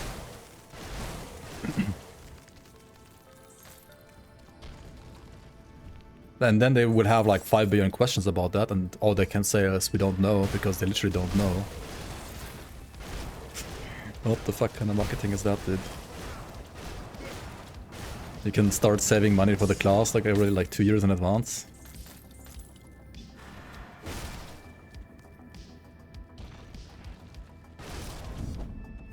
I don't know, man.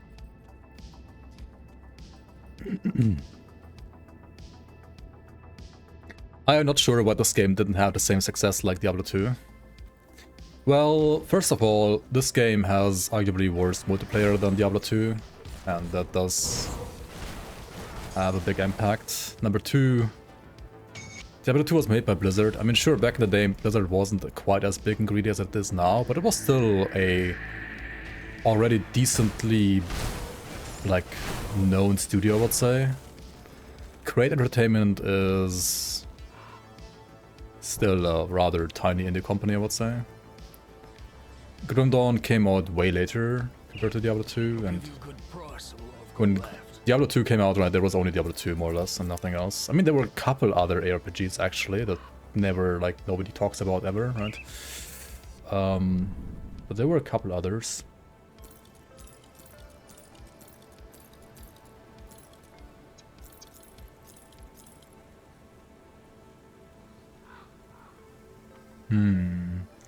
Physical damage medal. That's pretty nice, isn't it? Okay, so now we are in the situation where... First of all, we found upgrades, but we don't have more of these components, so we wanna, like, use these components on these upgraded, like, on these upgrades. And also I have a new medal. So here's where, like, 2 new mechanics come into play, I guess. So I put this medal here again. That's why I, like, pre-bought a couple more medals, like medal augments. And I go back to Devil's Crossing to talk to the inventor here, Darlet, to keep my add-on and destroy the item in the process to recover, whoops, my components. There we go, right. Oops. And just like that, we don't have to worry about crafting new components or finding new components. Zekra, is this first playthrough? Yeah, I've never played this game ever before, right? First time.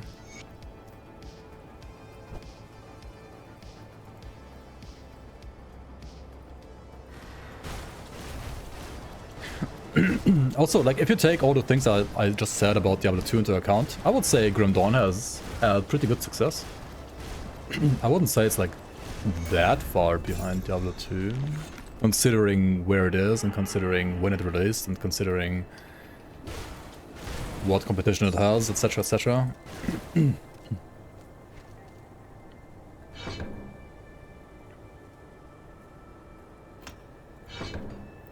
Saludos desde Uruguay. Yo, welcome in, welcome in. Saludos desde Alemania a Uruguay. Bienvenido.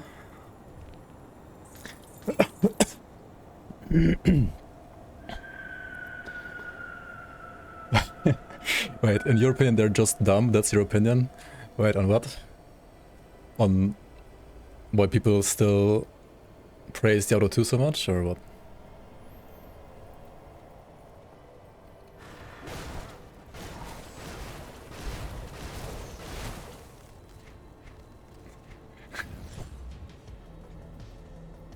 Alemania. All men are here. Oh shit, it's myself. I'm gonna kill myself. No. Man. Either I get killed by myself or I have to kill myself, right? In-game, of course.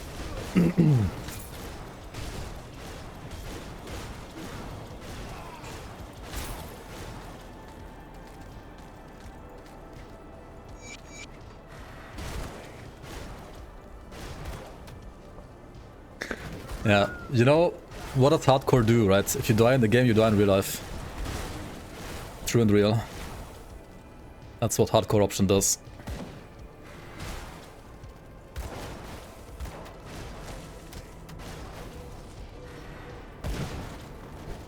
You played Titan Quest instead of Diablo 2, thank god. Well, I played neither Titan Quest nor Diablo 2. I played none of those.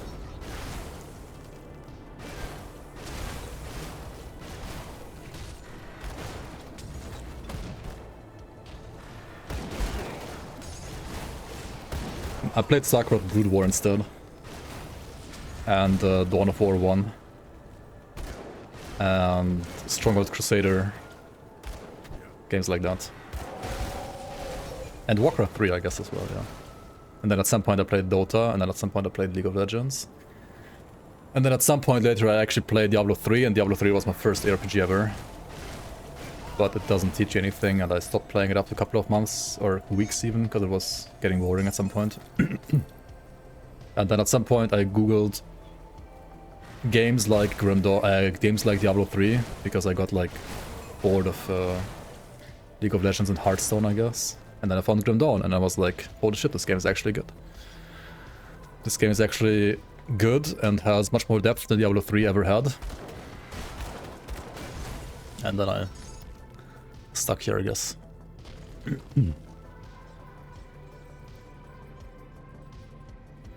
Best part about Diablo 2 are rune words. Okay, what are rune words? Rune words are like components you put into your gear in a fancy, like in a special order, and then they become something else. Like a fancier component. Or what else are rune words?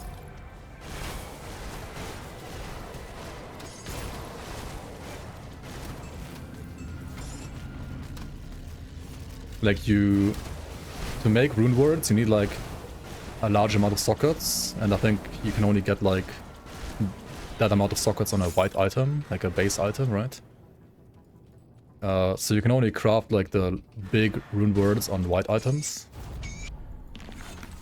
And then the rune word is basically the item, right? It creates a new item. I mean, okay. Let's see. Yeah, I mean, isn't it the same as like Grim Dawn crafting? Just like a bit different UI, basically. Like, you could make that kind of... Look, you could create rune words in Grim Dawn, right? You just would need to have like a special white item with like sockets, I guess. You would have the runes, and then you click on craft, and then that's like the new item, right?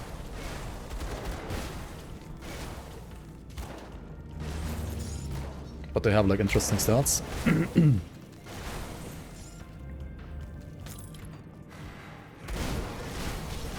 I mean, yeah, like I get it, like the way you find like the item with sockets, and you can also like put other stuff into the sockets.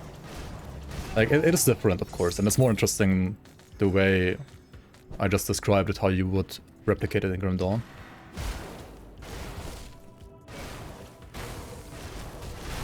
But what are the interesting stats that Diablo 2 has that Grim Dawn doesn't?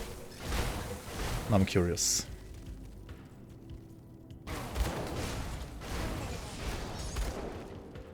Expansion out? Not out yet, no.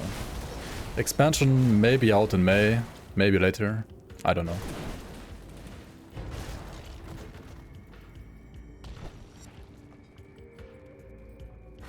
I don't know yet.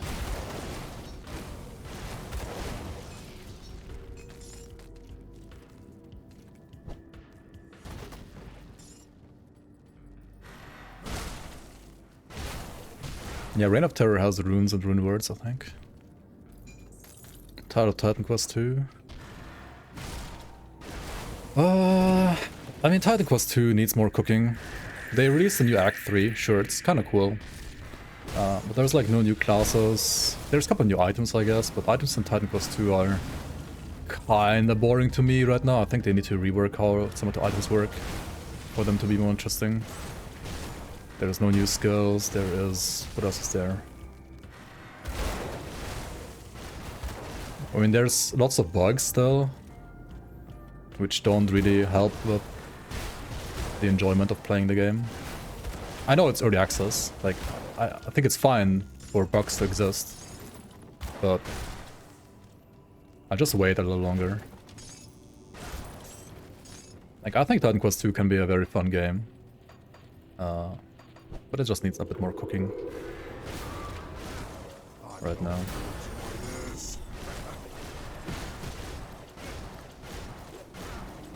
And I mean, I did like play 3 characters through the new chapter, right? It's not like I didn't play the game.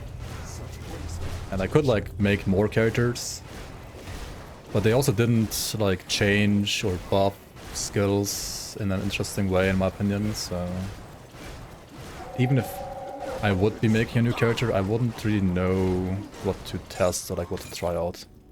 Because there's some stuff that I tested, or like lots of stuff that I tested, some of which I found fun to play, and the characters also like survived and like got to endgame, or like, well, to the end of the game, let's say it like that, to the end of the currently playable content. And other skills I tried and they just either sucked or weren't fun for me to play, and they didn't change them, so yeah, there's nothing new for me to play really at this point. New year, same Forcewave? Hell yeah. They'll have no brain. I mean, what? New year, old brain. Forcewave brained. Damage taken as mana, as an example. Unique stat, okay. Grant special skills. I mean, you could make like new skills in Grim Dawn too. But like you can't make new templates just like that. You would have to work with the existing templates. They are adding new templates with the expansion. There are some new skills that you can do there. But yeah, it's still like a hit or miss, like whether or not what you want to do is there or not, right? Depends.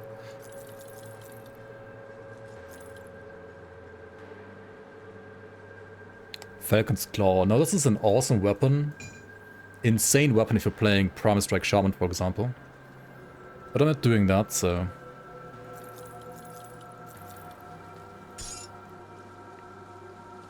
Yo, Tarnish, welcome, welcome. Let's play Fuck, Marry, Kill, Warden, Krieg, Darius Thetis, Darius Cronley, and Father Kaimon. Warden, Krieg, Darius Cronley, or Father Kaimon, Fuck, Marry, Kill. Phew.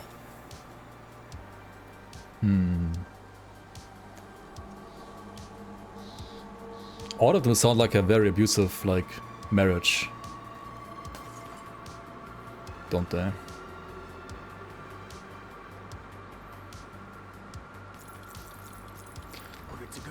And fuck? I mean... Well, you were Derek. We have to hit them hard to whoop. Damn, now they're... Fuck Kaiman, I guess? That's kinda...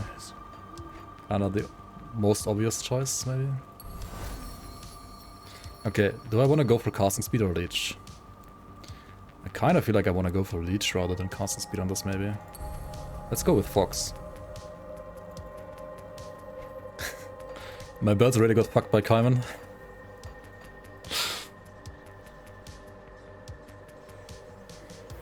Oh hey, we got a superior bone crusher from the troll. That's not too bad. This is an upgrade. And even more so once we put the component on. Hell yeah, let's go. And kill.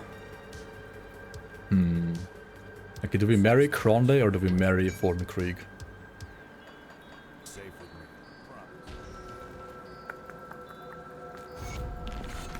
Vordenkrieg is the OG. It's like I can still fix him.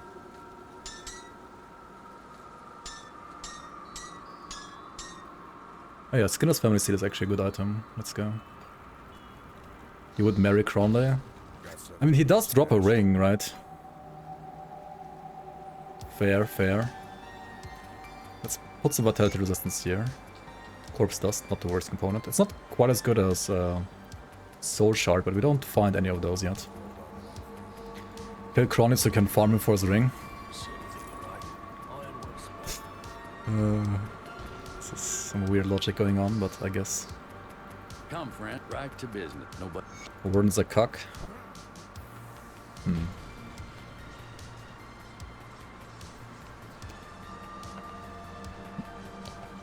Who is the Bleed King in Fangs, Shaman and New Class, or New Class and Nightblade? Keep your weapon. That is the question that remains to be answered, not gonna lie. That is the question.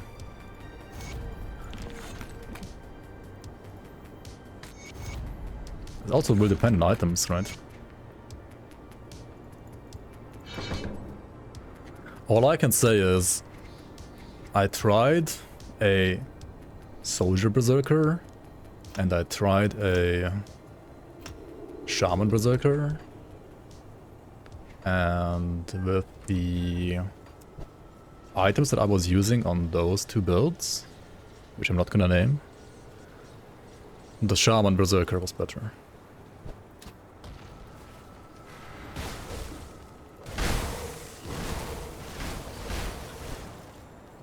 I think that's enough spoilers. But I mean, Nightblade Berserker is gonna be huge as well, like really fucking good, right? So I didn't actually try Nightblade Berserker yet. Like, at least not Bleed.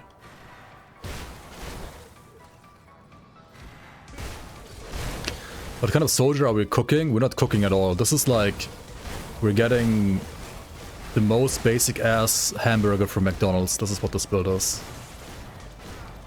Getting the simple, plain, cheapest, easiest to digest hamburger from McDonald's.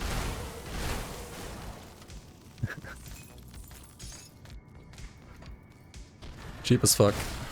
Okay, easy to digest. I don't know about McDonald's, to be fair. Like, it's not maybe that easy to digest sometimes. But yeah. Yo, Kevin, welcome, welcome. Can Wolf blitz? The Wolf can blitz, yes. The Wolf and the Raven, they can use all abilities except for default attack replacers. So you cannot play a Cadence Wolf, but you can play a Blitz Wolf, yeah. You can do Blitz Wolf. You can do Shadow Strike Raven. It works. I don't know if it's good, but it works.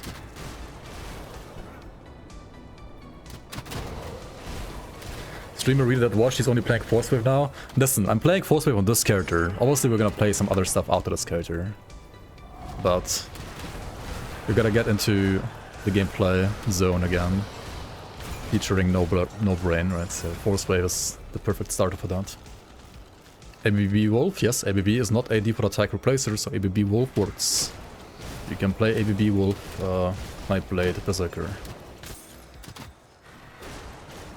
Why Forcewave isn't Blitz faster? Well, that's why we're starting with Forcewave, right? Because it doesn't require any brain power. And after Forcewave Soldier, we can continue on with a Blitz Soldier, and then we can continue with a Blade Arc Soldier. And we can have 50 Shades of Soldier. And then maybe after that we're ready for some more brain power builds.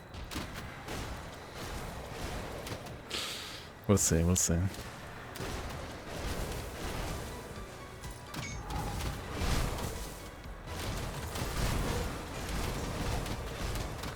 Is Necromancer the new soldier? I mean, soldier the new Necromancer?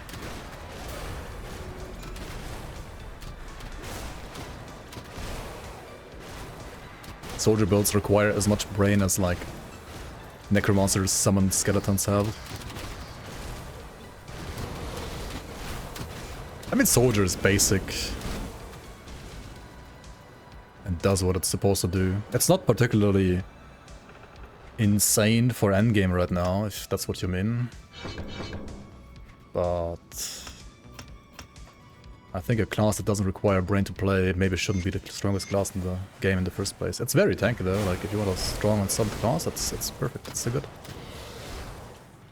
New UI looking crisp. Hell yeah. Skill UI looks pretty good. Yeah. And the rest also looks nice. And I was showing this earlier, right? If you want to play orbs, you can play orbs. You can be an orb gamer.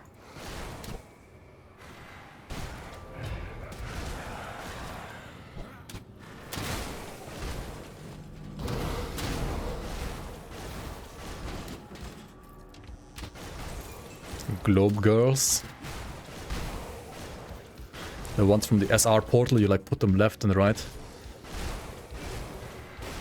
As an overlay.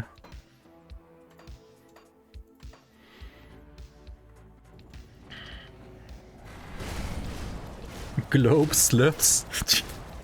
Yeah, I mean people were asking for fuckable sliths, right? So I guess.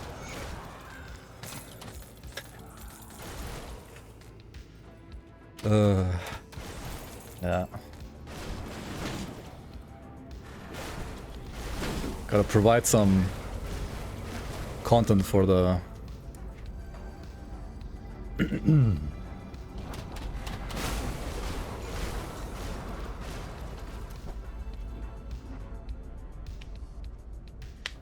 That's why Season 8 is taking so long? Yeah. We're doing new animations for Season 8. Surely.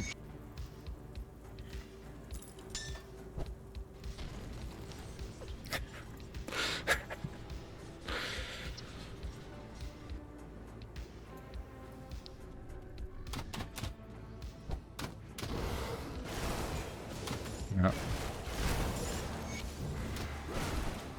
Gotta add some content for people of culture.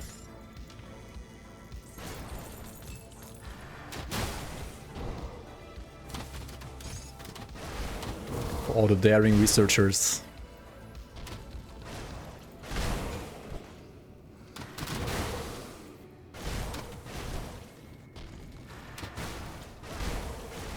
Good, you're Yo, back. Boridor. Thank you so much for the 2 months. Welcome Can back, we welcome have back. Bistlias Orbs as an overlay? Can we have Basilla's orbs as an overlay? Jesus. You guys are thirsty.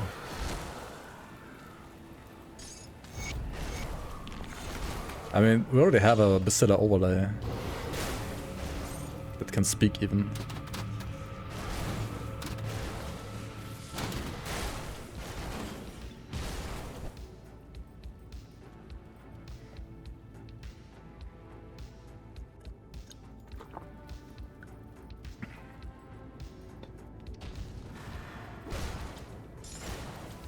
Yeah, the statue guards. It's like what I was thinking of like first as well. Dude, the struggle to like attack the skeleton behind the pillar. Only dude. I was like attacking the pillar like 5 times in a row there. What the hell? Washed up gamer. Indeed. Truly washed up. Lawless Vagra like drops on new monsters infrequent, right? Right? Oh wait, that was in the leagues, not in the Thanks of Ostakarn. Never mind.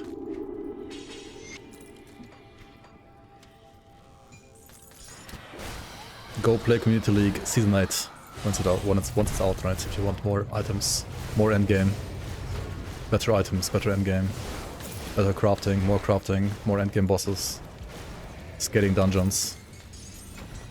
yes. To be fair, I'm not afraid of like Ascendant mode making our league content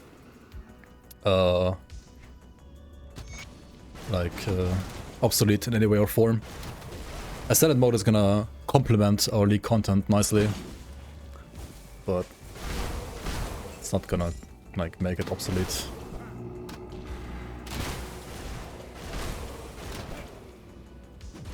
In any way, I feel like. We speak They at are last. cooking too much with like adding more story, more lore, more items, more like monster design and so on, which is cool because like all of that stuff can be repurposed by modders. So that's great, but I'm not afraid of there being any endgame conflicts, to be fair. The only thing I guess they are somewhat stealing from the league, in quotation marks, are the ambushes, right? Ascendant mode is gonna have Chthonian ambushes that can trigger whenever you like open up a chest. Right? We already know that from like one of their misadventures. So I don't think it's like a spoiler if I say that, really.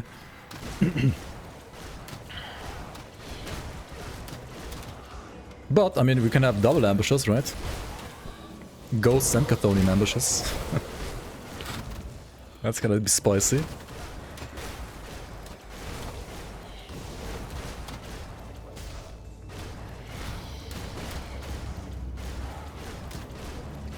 And, I mean, maybe we can add some more, like, skill trees for those mechanics as well. Who knows? Who knows? Who knows? Because, I mean, there is this altar, right?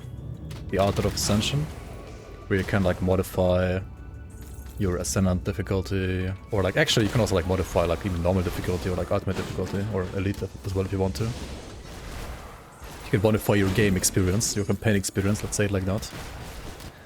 And, yeah, I mean, we could make certain items from the league do more interesting stuff with the Altar of Ascension maybe as well. Who knows, right? Who knows? Kill the clerics so they don't heal, yes. The yellow glow, if you see the yellow glow on skeletons, kill these guys first, so they don't heal up like any elites or bosses or knights or other monstrosities and gargantuans. Tell Zentai to enable Gore Stack in base game.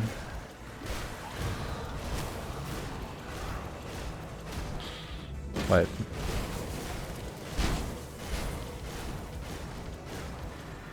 Oh shit, did he heal Kyrian? Yikes, yeah, I guess this tip was not only good for beginners but also for myself. Tips for beginners and washed up gamers. Kills healers first. Monka. Also don't die. Just don't die, just don't get hit. Rule number 1.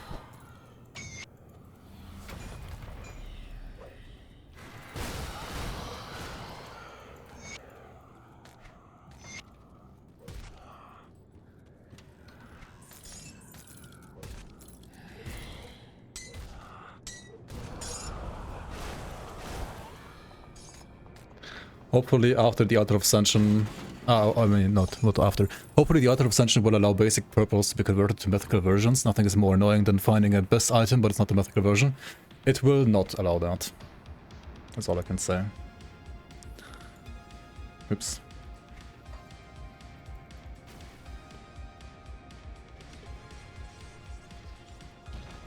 See anything you like? And maybe it will allow other stuff, but it will not allow that.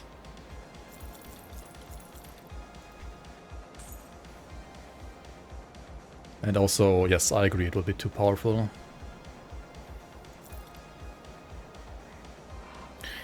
If like the drop rates for unique items in Grim Dawn were like 5 times less as they are, then I would say it would be fine. But drop rates for uniques are, I would dare to say, rather high in Grim Dawn. So it's probably fine as is. Mythical soil trousers, yeah. those will probably exist. Like, no way they're not gonna exist, right? No way. Okay, this one is an upgrade, isn't it? Yup. What do we have here? Ring of Vile Intent. It has casting speed. But no resistances.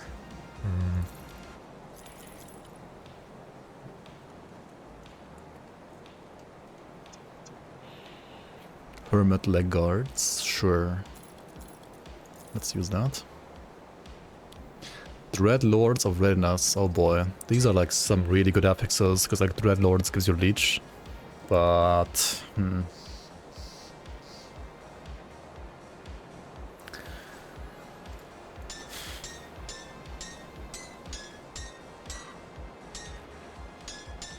okay, let's do it.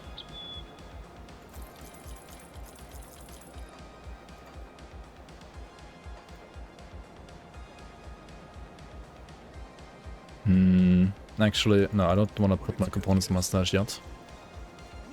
I wanna put this here for more vitality resistance. Remove that, put it here. Oops. Remove that, put it... Actually... Hang on.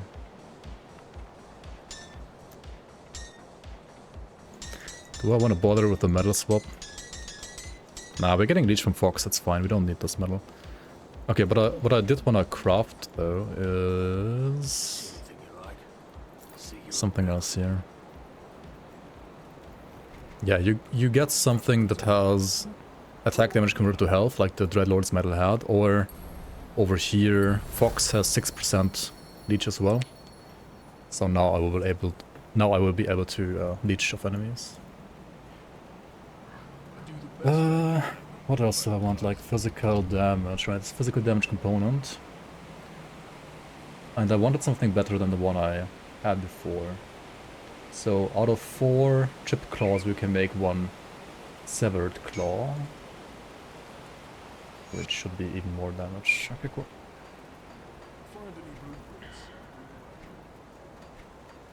Alright, nice. And one more thing we can do, since like the I sense turmoil within you. Kraken only needs 5 greens, right? I sense We turmoil could... within you. Safe hang on. journey. Eel needs 1 less devotion point. I sense turmoil Grants within you. a little bit less movement speed, yes, but Safe we already have journey. capped movement speed. So let's go with I Eel sense for now. turmoil within you. Then we can also take out these, right? Like once you have a tier 1 devotion, like this, completed, it grants you 5 green, requires 1. You can retake the points here, right? Because these will be self-sustaining now. Farewell. And now we can put some more points into Kraken. Oh yeah, Kraken also is gonna give us more movement speed, isn't it? We should probably start with the damage node, and then get the casting speed nodes, and then the resistance and crit damage node last. Okay, cool. Cool. What's next? Slay Lutra. Also, bring slit necklaces to this guy, Torvin, in the Whitemire.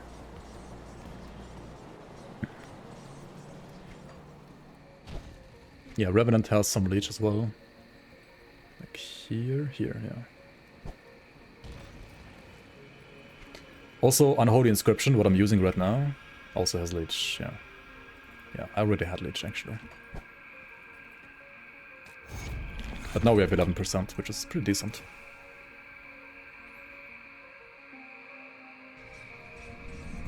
What is the goal in this character, by the way? The goal in this character is to just play through all of normal with Forcewave, to have a more like up-to-date video that proves that Forcewave is good for leveling, or like a base for like gameplay background for like a new like updated how to level a soldier guide that I want to update for Friends of Astakarn. I will play like a little bit of Ultimate maybe, after normal, just to prove that the character is one of the characters that you can like take easily from normal right away into ultimate, right? So that I'm like not scamming people, right? I'm gonna play solo like solo soldier though. Maybe add berserker at some point later, or just keep it as solo soldier.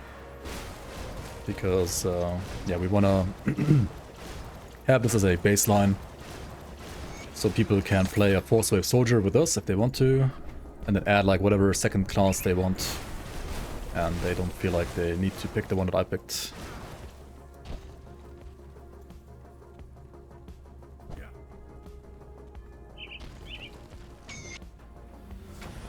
It's not gonna be like a full like 0 to hero, I think, run. I mean, I could do that, but I don't know if I want to do that. It's gonna be a little bit more time intensive. I'll think about it. I mean, I could like continue, right? But we'll see.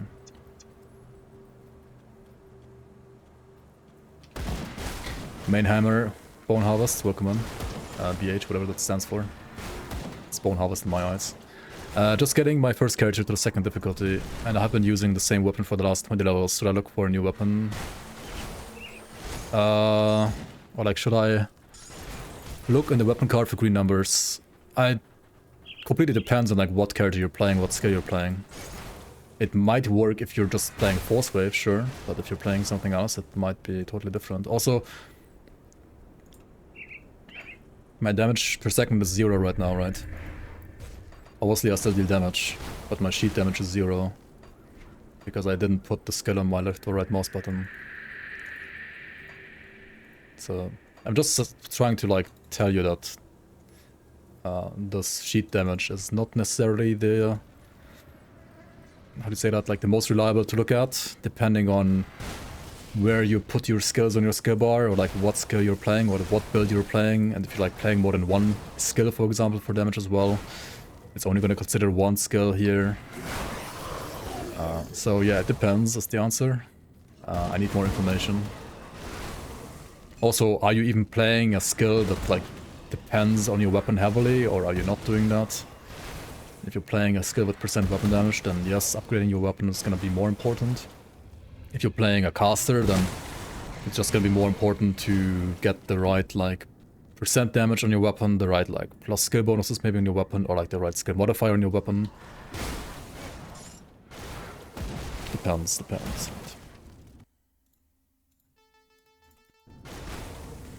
Low level leech is kind of meh. Regen is king, especially on soldier with men here and 2 goddess rings. Yeah, it's also kind of true, I guess. Regen is pretty good early. Also depends on the class, but yeah, soldier is pretty good. Also, Waldrak's Crusher is a great weapon for almost like any physical damage user. Obviously, it's a lot better for cadence, and it's a lot better if you're playing Shaman as well. But even on this build, it's already an upgrade. So yeah, Waldrak's Crusher we go. And Waldrak's Crusher does also enhance your regen quite a bit. The way to push more into regen on Soldier would be to put more points into veterancy, right? Mostly. Menhir's will only works if you drop low, right? So it's not really like consistent. But yeah, veterancy. But the thing with like regen is, compared to like leech, you get leech, like a little bit of leech at least, kind of for free, but like just picking this node here, which also has a regen by the way, that you want for Kraken anyway. And also Unholy Inscription is a great component, which also gives you leech. So, you know, it's fine to get some leech without like huge investment. Whereas regen, once you get Goddess Rings, sure, you can just use Goddess Rings on top, it's fine. But Veterancy, for example, or like this skill, you would have to like actively put more points here. And putting points here means you're not putting points of damage, or like not progressing your bar, or like not getting casting speed here, and so on and so on. Or like not getting resistances from Decorated Soldier. So I feel like regen has still a little bit more of a trade-off than leech, at least in this case. But yeah, regen can be insane. 100% on Like for example, shamans or soldiers. Regen is really, really good.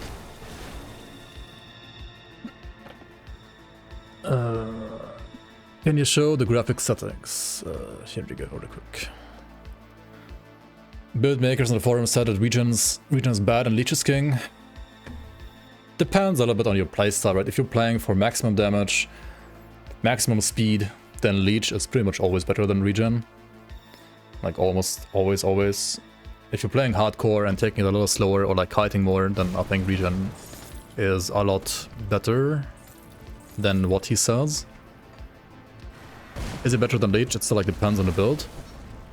But it's definitely like a lot better if you're not playing super softcore, super damage, super speed.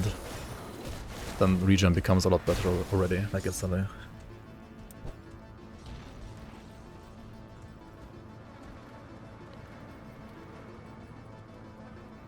You're playing a two-handed weapon saboteur. Wait, no, two weapon saboteur, not two-handed. So like dual wield, right? Fire strike. Okay, yeah, then you probably wanna look or like try to get better weapons. I think for saboteur. Okay, if you're playing cold damage saboteur, you wanna probably farm the Odakovia area for like the spectral weapons, like spectral battle axe or spectral longsword, for example. Or you could also farm the cave in Ugdenborg for a, like the one with the witch, for a chill strife. Or if you are sided with Kaiman's Chosen, you could also try Malkadar's Red Blade from Tomb of the Archon. Or if you're playing fire, you could farm the Kyrian boss at the end of the Undercity in Odakovia. Or Kyrian's Mace, right? I think that's the best for fire strike, and if you're playing cold, then you want to play the other weapons that I just mentioned. I mean, you can play cold fire strike as well, right? Fire strike doesn't mean you have to play fire damage.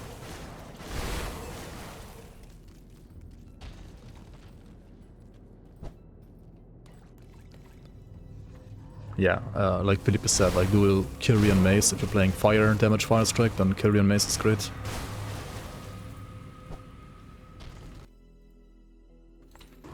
I was watching many Savager softcore build showcases. Your heart cannot take that HP bar going ping pong. Yeah. They also only show you the ones where they actually kill Ravager, right? They don't show you the ones where they don't kill Ravager and die. So they do like post the success rate most of the time, but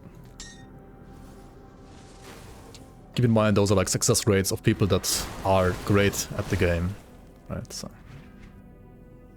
okay, also there is a new ring here, right, that you can get from these other spiders, from the Tarot Weave spiders. At least in Fangs of Astakarn. And this one has, like, this is Fangs of Astakarn exclusive, right? If you don't own Fangs of Astakarn expansion, you're not gonna drop these rings here. And this one seems to have casting speed by default. The Frostbite suffix gives you cold and frostburn damage. The Decaying prefix gives you flat vitality damage. So the base of this item is % vitality damage, casting speed, trap resistance, and then like the skill points down there, right? Okay. Cool, cool. Nice new HUD, yep. Well, this is the updated classic HUD. There is also updated like skill window and character window, quest window, etc, etc. And there are also, like, there's another variant of the HUD with orbs, if you prefer orbs. I do still think this is a little too small. They should make it bigger. I don't know what they're doing with that, but I mean, I guess you can like increase the size of this HUD a bit if you want to, but I think the default should also be bigger than it is. Like, I don't know why the icons, for example, of your buffs and debuffs aren't like the same size on both HUDs. That's a little weird to me. It is what it is. Hopefully they're gonna change that.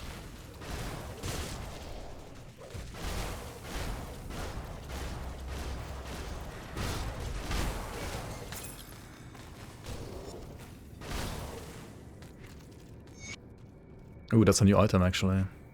Look at this. The Void Tier.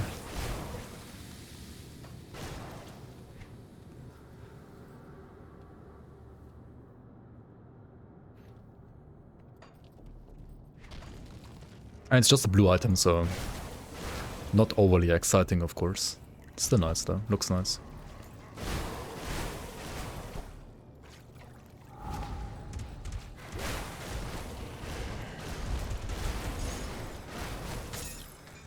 Frenzied Troll Bone Crusher. Holy. This would be so insane, right? If I was using a skill that uses attack speed and not casting speed.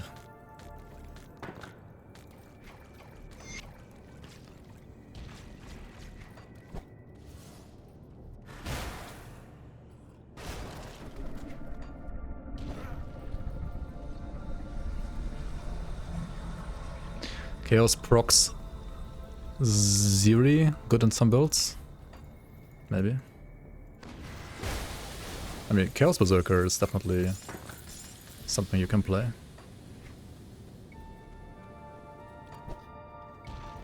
The class has very good Chaos support.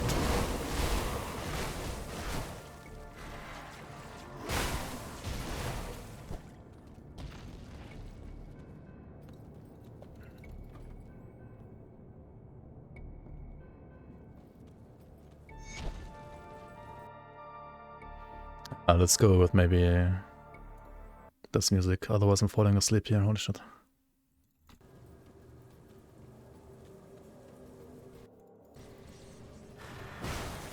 Ah, we speak at last.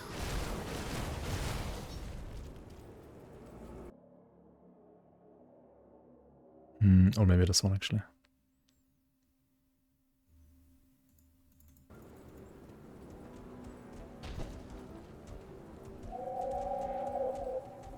Are there any camera mods for Grim Dawn for an immersive playthrough?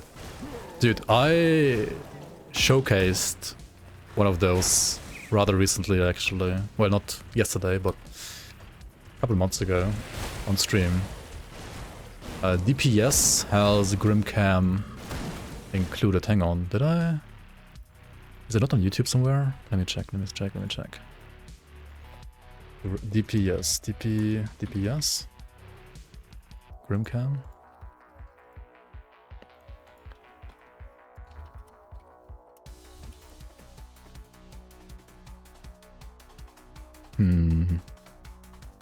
Okay, maybe I didn't do a video about it, but...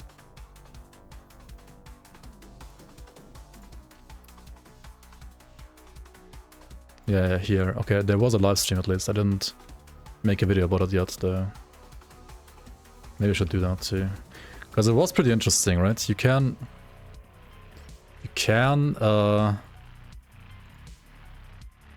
play the game like this as well, right? If you really want to.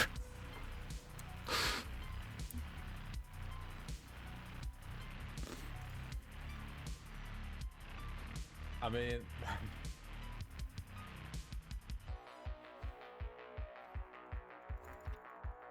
I think it works best with a gun and with a controller though, but you can. Also play melee like that, it's a little more scuffed I think, but yeah, it works. No Rest for the Wicked is adding a third-person mode too, holy. Interesting. Yeah, I think at some point I just can't get away with not trying No Rest for the Wicked. Like, the developers have bought the rights to their own game, they don't have a flippin' publisher anymore, right? Just like Grim Dawn as well.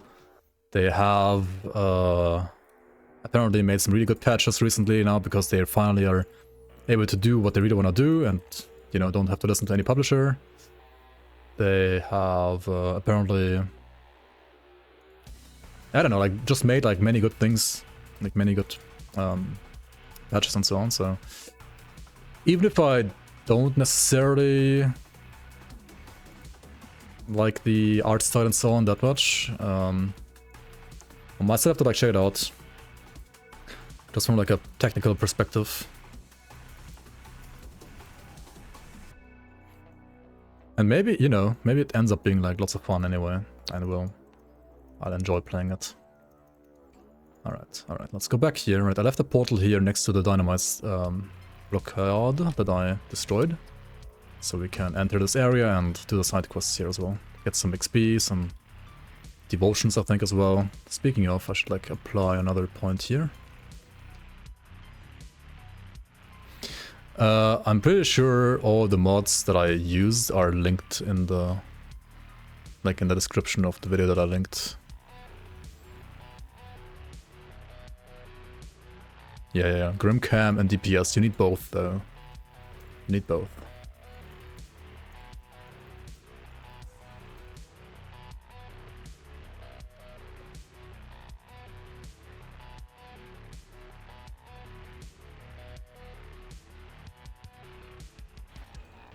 Why does every human look like they have gorilla arms and no rest for the wicked? Yeah, I know. That's like one of the things that I don't really like about the game. Like, it's a little weird. The whole like art style and so on, it's not really my favorite, but yeah, I can see why people like it, of course. And maybe I like it as well, who knows. But yeah, I don't know.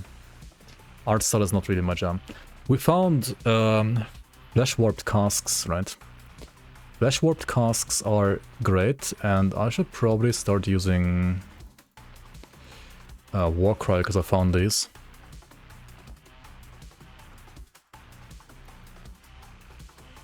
Like right about now. Like at least once you're up to 40 points in Soldier, you want to start using Warcry. And also, at least once you have this helmet, you want to start using Warcry.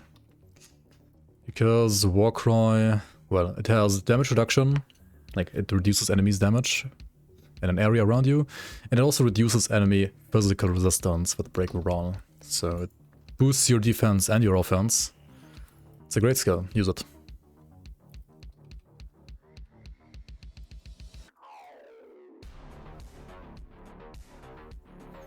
Now, Rest for the Wicked has gorgeous lighting. I think it's too much. I actually don't like the lighting in Rest for the Wicked at all. I actually don't like it. I kind of hate it. But it's subjective, I guess.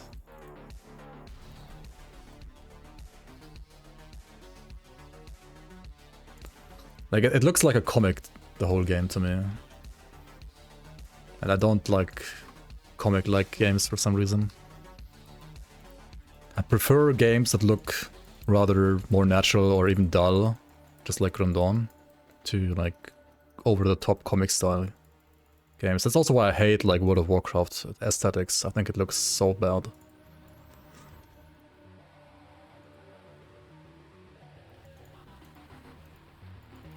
But it's, yeah, it's super subjective, right? Like, it's probably a great game. Just not necessarily my jam. Reminded you a lot of Arcane. Yeah.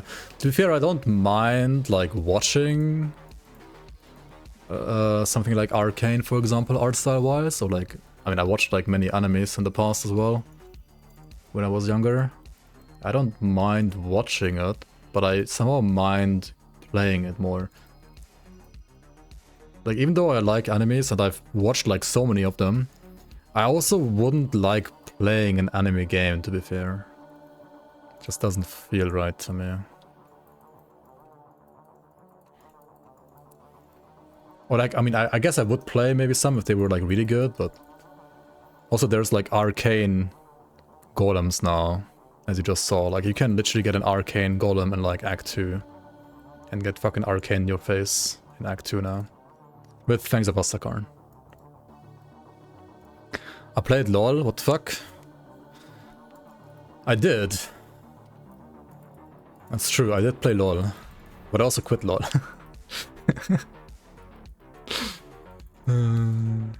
Yeah, if you're going to this area, you wanna enter the cave that is not marked on the map.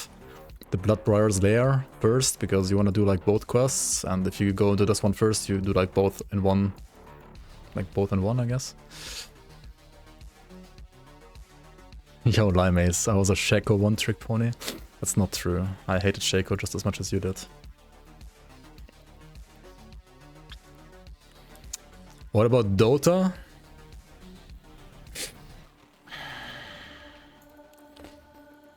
I mean, Dota is like Warcraft 3 graphics, I guess. I mean, I did play Dota, sure. That's true. I didn't play Dota for the graphics, though. Definitely not. Okay, so I guess you could say I would play like enemy style Or like animated style, or like comic style games if they're good. And if I like the gameplay, sure, but it's not my favorite. Definitely not my favorite.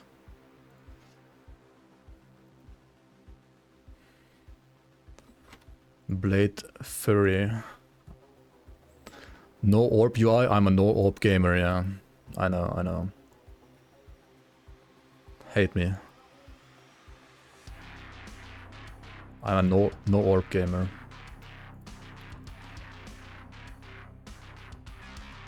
Seraphims of Celerity. It is more armor, but it has a resistance type that is really easy to get for me and that I already have maxed, so that is a sell.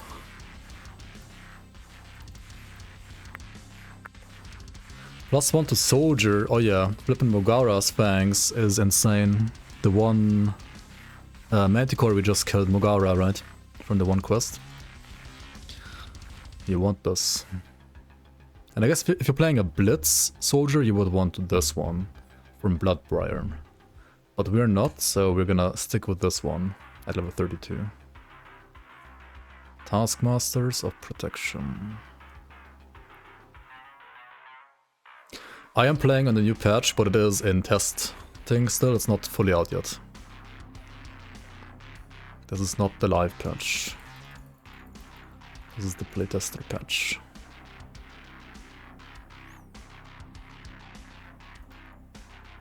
.3.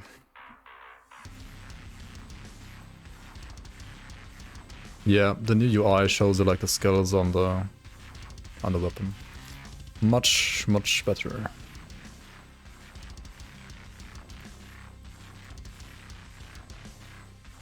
Is it hard to install the camera mod? No. I clicked the button and then I put it in the right folder and then it was done, I think. Whether or not that's hard for you or not, I can't judge. But I mean, you played like flipping modded Skyrim with 5 billion mods before, right? You know how to do mods. Come on.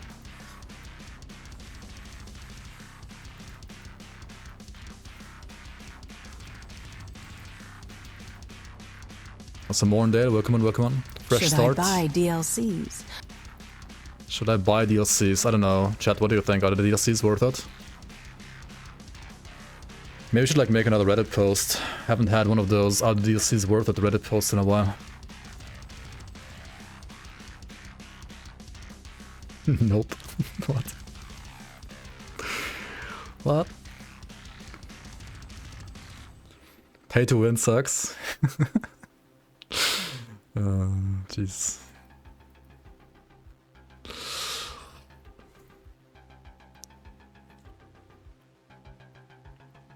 I would dare to say Grim Dawn is not complete without DLCs.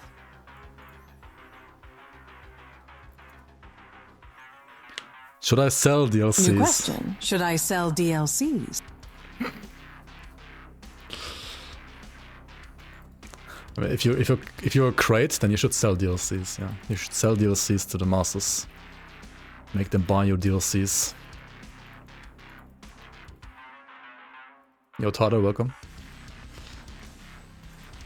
Sell a class DLC for like 30 bucks. Yeah.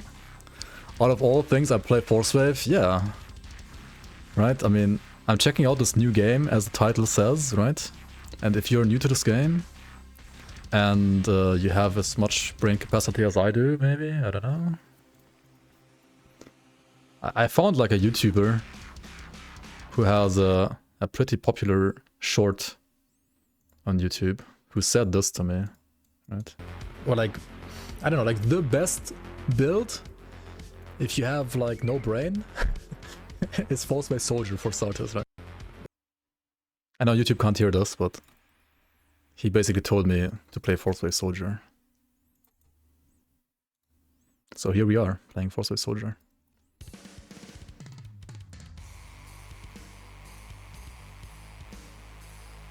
Also yeah, it's time for Forcewave, I mean for Warcry rather. It's always time for Forcewave.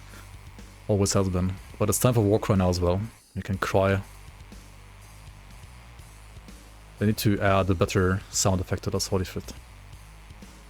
Like now that you don't even have an animation anymore, It looks so bland without a sound effect. What the hell, man? New UI? New UI is officially new UI, yes.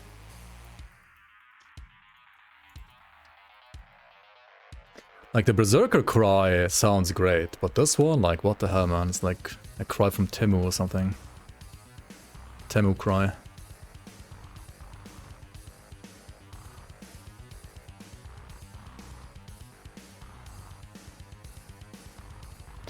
Any other updates besides UI? Balance stuff.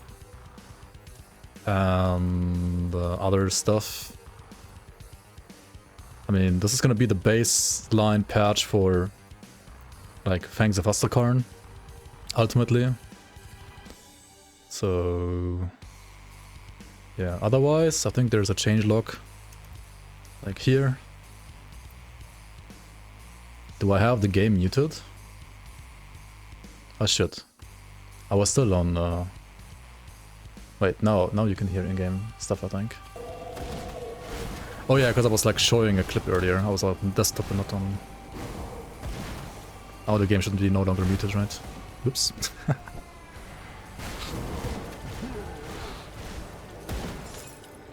Look at the new Drangul models, by the way. Fog.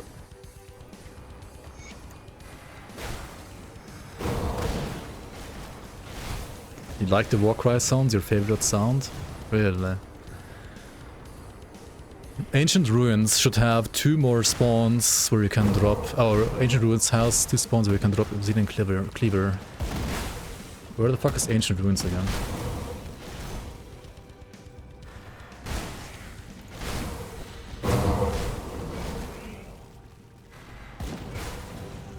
Yeah, that sounds like a wind gust, doesn't it? I agree. The YouTuber told you to always use Reaping Strike?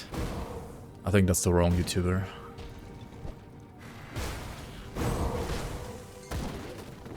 You got the wrong number. You got the wrong channel.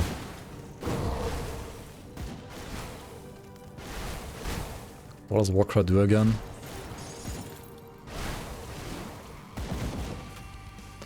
A blood-chilling Warcry weakens the resolve of your foes and disrupts their focus. That's what it does.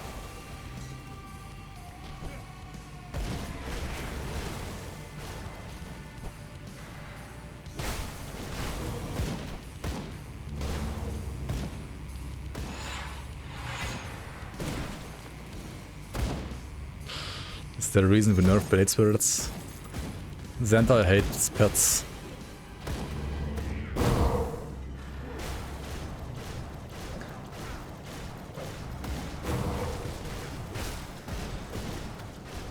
Did he lose another bet? He lost a bet to Madly, I guess. Or something, I don't fucking know. The totally exciting gameplay, man. He died, and I didn't. GG, but it's good.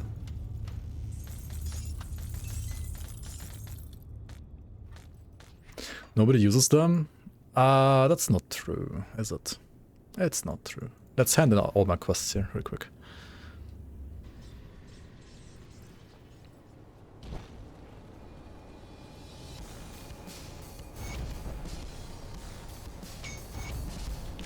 Not in the top 20 equals nobody. We speak at last. Yeah.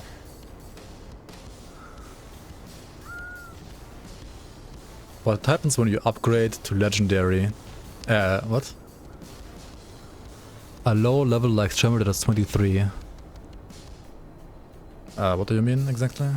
Not sure if I understand your question correctly. We got a new spoiler here, by the way, boys. New spoiler.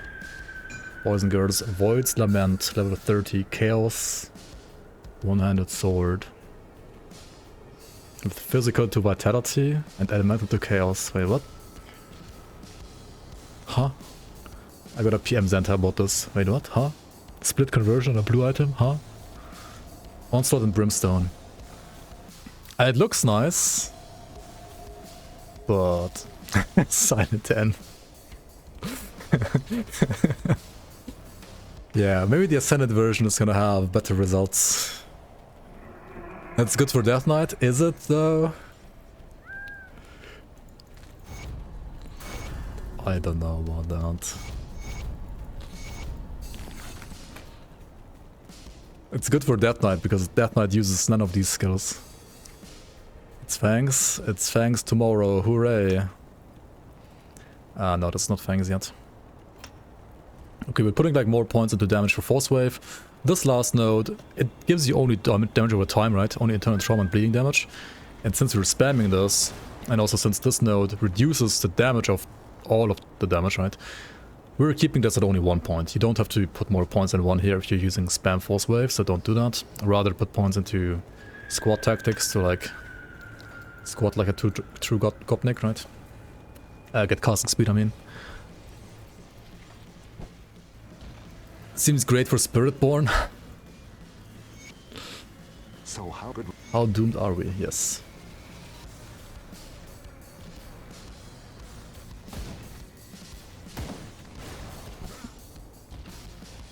How doomed are we? Yes. These are.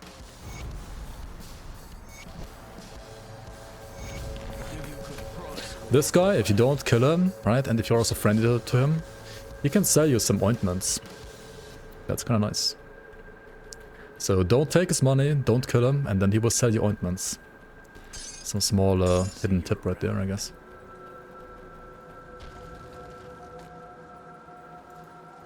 I wasn't sure you. I wish I'm going to level up. Holy shit. That's what he said. Okay, let's look at this in-game. A beauty.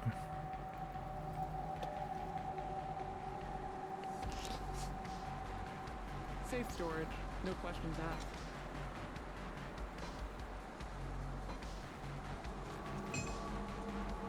Cool, cool.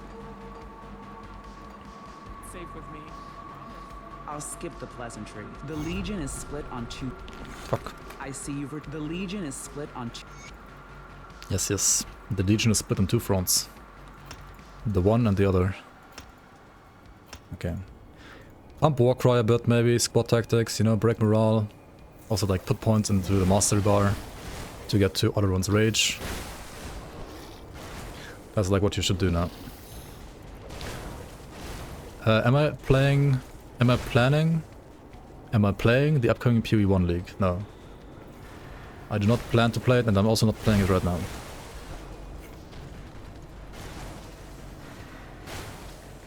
I will not.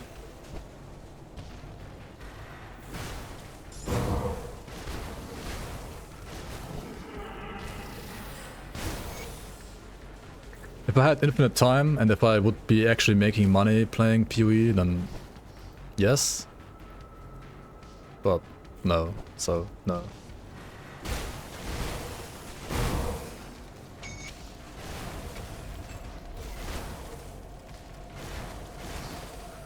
Devotions. So we got the Kraken. Now it's time to go for Assassin's Blade. PoE1 versus PoE2, what do I like more? I think I personally like PoE2 more. Show Devotions again. They're the same. I mean, the UI on the left looks cool and new, but it's the same Devotions. There is no new Devotions. Yet. Any reasons I didn't finish Jackal? To tell. I guess because I forgot.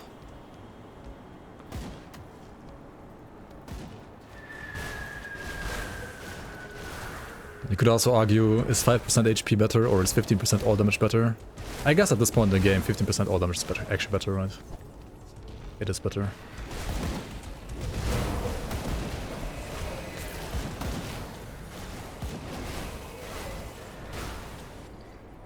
%2% Fizz. I mean, 2% Fizz is literally useless at this point in the game, like completely, utterly useless, I would say. Wait, is there a top 5 ranged builds video from Sinitar G? Do we have more content, more React content? Top 5 crazy ranged builds.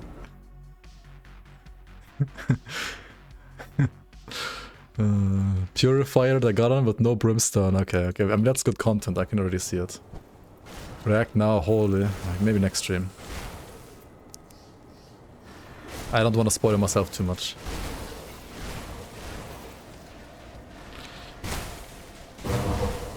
Invoker. Shh. Don't spoil her. Jesus.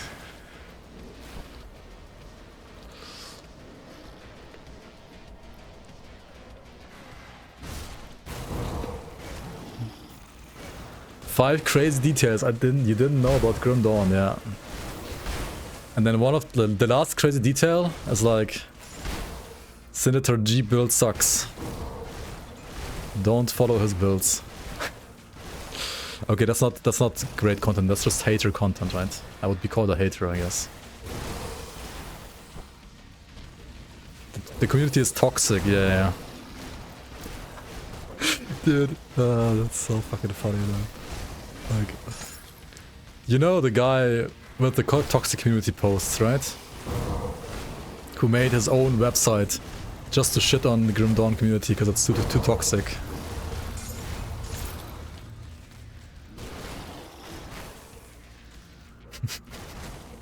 And there was like another guy who made like an AI video about Grim Dawn, which got like a couple of views apparently. And then he was in the comments of that video saying, too bad, the community is too toxic, or something like that.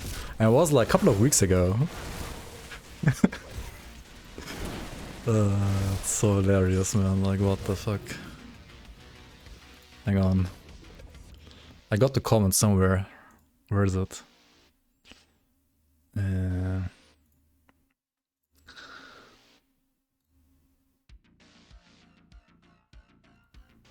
Like, look at this, right?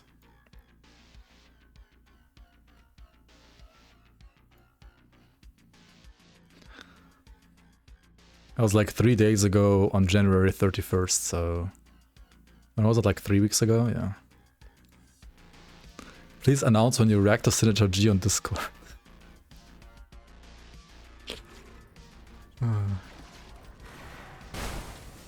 Alright, good night. Yeah, I'm not gonna do React stuff today. I'm gonna finish this character through Act 3 and I'm gonna go to bed as well.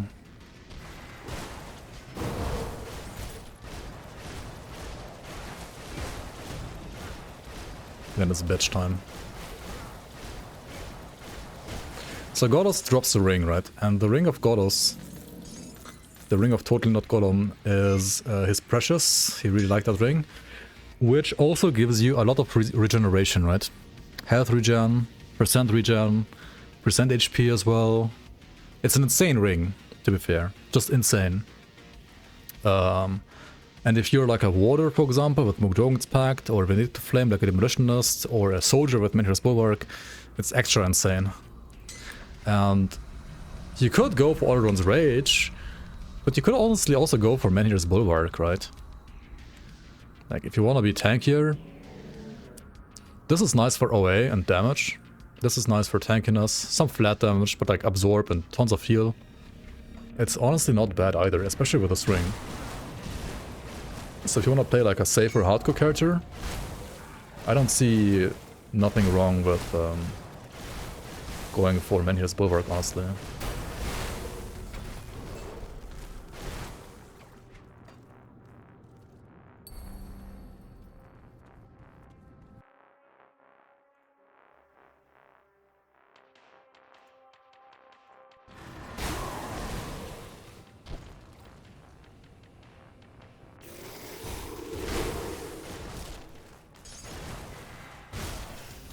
Vigorous of Mending, classic.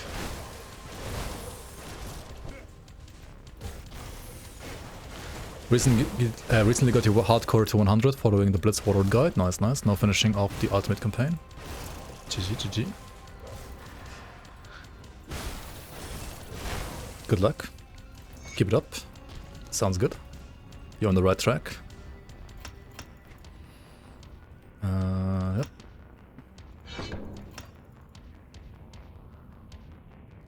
Never saw Senator builds, they must be sehr gut. Yes, they are very much sehr gut. They are the best.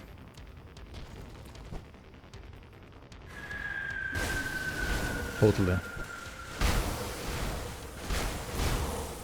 The top-down angle of the screen. What do you mean? Like rotating the camera like this? Whee!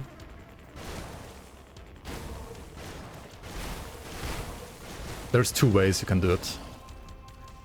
You can either press two different keys that you can assign somewhere in controls, key bindings, yeah. I think it's dot and comma by default. Or you press down like your mouse wheel. Can you help me with my problem? I am currently level 26 and I wear blue item almost in every slot, but I keep dying for some reason. Do you think something wrong with my game? Fuck, that's a classic.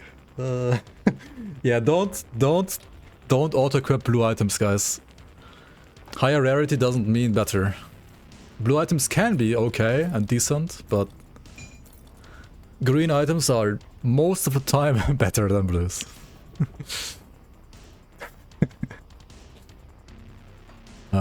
So yeah, the key binding for like enabling camera rotation like this, the fast one, is by default when you hold down your mouse wheel.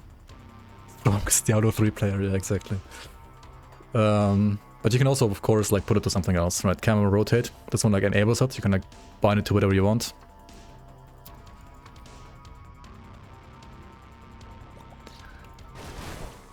And yeah, I am kind of addicted to it, so I do it like all the fucking time, as you can see. I like it a lot.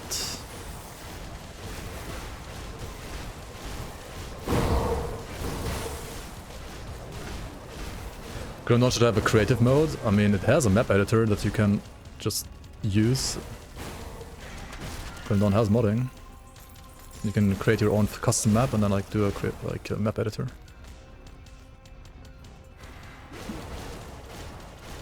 Where a character has max experience, I mean, you can just GD stash that as well. Like, you can do all of that if you want to. It's just not built into the game by default, like, for example, Minecraft has it, or No Man's Sky. But you can do all of that. It's a little bit more convoluted, I guess, compared to having it in the game, but you can do all of that. If you want to.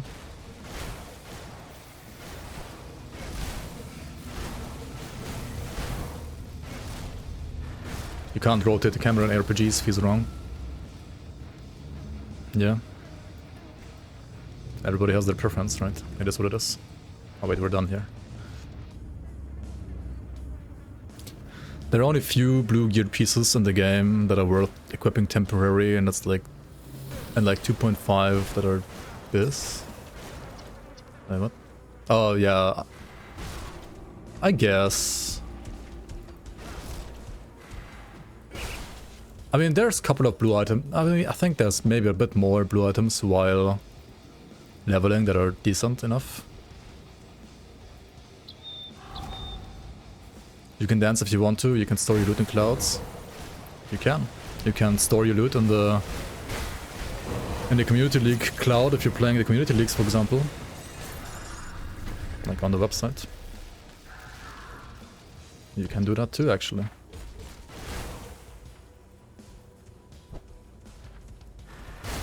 They should add like a slash dance though. I don't think that exists. Lazy developers, SMH my head. Why is there no dance command? If you upgrade a blue set to purple, do the bonuses change? Not really, no. Like, you get more bonuses on top, but they don't change. I think. At least I can't think of a blue item that loses stats when you upgrade them. You either get more of the same stat, or it's the same, or you get more stats on top. But I don't think you lose stats ever by ascending items.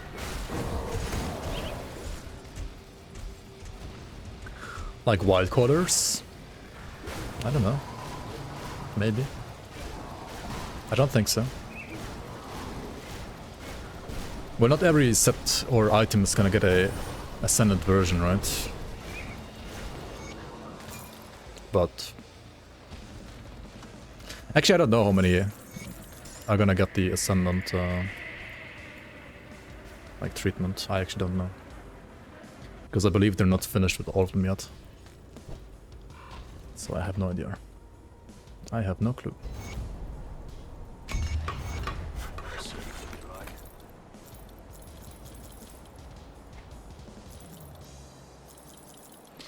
Okay, I should like look at my gear, right?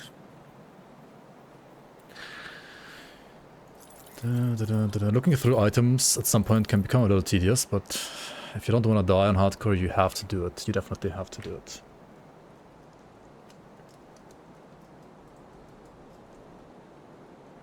Also, we are approaching the Blood Grove, and the Blood Grove is always kind of scary, to be fair, because before the Blood Grove, you basically need 0 chaos resistance. But once you get to the Blood Grove, all of a sudden you need like 50% chaos resistance, something like that, especially when you meet Bolvar. And I currently only have 17, so I need to figure out a way to get more chaos resistance, I guess. So why don't we just write chaos resistance up here and see what we have. 9% on this, which needs a Fractal of Spirit, which I can't even equip. GG. These boots, maybe. Yeah, maybe by Bolvar Rip incoming, right? Do I not like the rainbow mod item? The rainbow items mod? I like it. It's fine. I do use it sometimes. And I can recommend it. But yeah, not right now.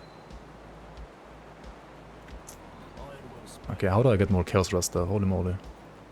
It's still terrible. My scouts have reported. My scouts have reported that you need more Chaos Rust, indeed.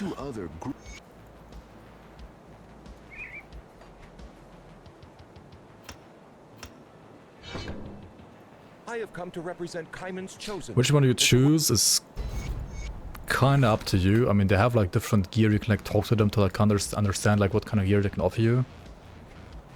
I would say it doesn't really matter for this build, which one you choose. Like choose whichever you, I don't know, you think looks cooler, I guess. Come see what's left of my wares. Iron well spent. Now this blue pair of boots is maybe one that I want to keep. Oh shit, these have Chaos Rust. Never mind. Let's put all of this here and then like just look at the stuff here. So consecrated wrappings have Chaos Rust, right? But they also have like attack speed. I think I rather want to keep using what I have, the Unholy Inscription. Yeah, great, maybe. Why am I playing Forcewave of all things? Because I'm new to this game. And I heard it's good. Or like, I don't know, like the best build, if you have like no brain, is Forcewave Soldier for starters, right? I think that guy's right.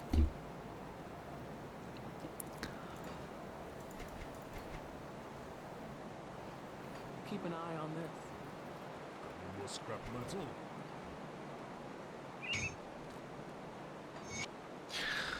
I'll keep your stash safe. Your Chaos Rust is a cluster in your inventory? That's true, that's true. If you're playing hardcore, you can just press cluster. Okay, let's change my glove component and then we're off. We have like 35% Chaos Rust. Should be enough. Must be enough. Has to be enough. Bring me back something interesting. Time to die. You can also buy ointments, I guess, yeah. Got any more scrap metal? Can we already craft ointments? You can craft some of them. But not the Chaos Rust one, actually. Interesting. Maybe he sells one? I'll give you a good price for what I've got left. Unlucky. See you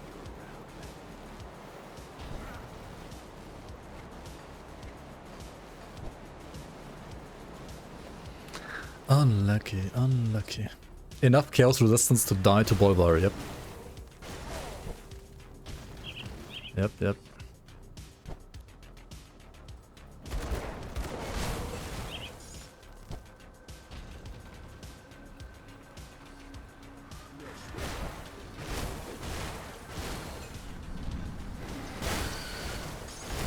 New UI is still in beta. Ooh, Devourer Ring. I'm also playing on the Fangs of Astakarn thingy. Like Fangs of Astakarn beta. So I'm allowed to like show you some of the new items that are dropping here that are spoilers. White Touch Devourer Ring of Mending. Field Command +3 physical damage, chaos damage. White Touch is obviously flat chaos and Mending is health regen. So, I mean, this should be actually an upgrade. Also, are we gonna switch to Mogara's Fangs or just keep Shamdra's Heart? I think for Forcewave you actually want to keep your Shamdra's Heart. Never mind, that's only for Blade Arc, right? Kinda. Quest log is updated. This is different than before. The key is different here. This has like a blacker background, so it's a bit easier to see. Some of these like stars and stuff. All of this is new. It still looks a little similar though, I guess. Do I want to use this instead of the Skinner family seal? Maybe. I kind of want to use it instead of Blood Seal, but Blood Seal gives me Chaos Rust, which I do need right now. Closed beta. The UI stuff is open. The new items and everything else Fangs of Astakarn related, like the Berserker class, is closed.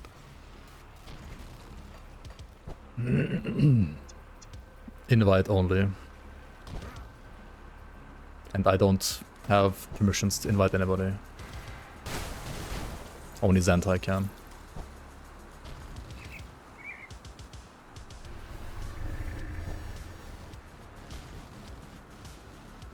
I signed an NDA. Technically I didn't, but something like that.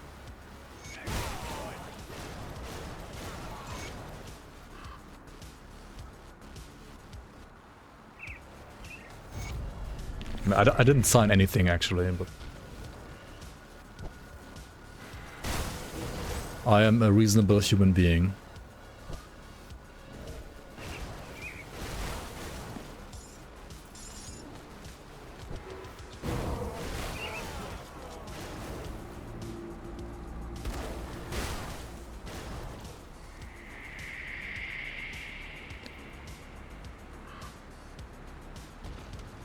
Is it? Is it more impactful, actually?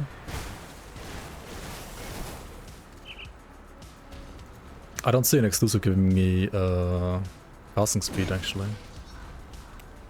And percent damage at the same time. Clearly more impactful, is it?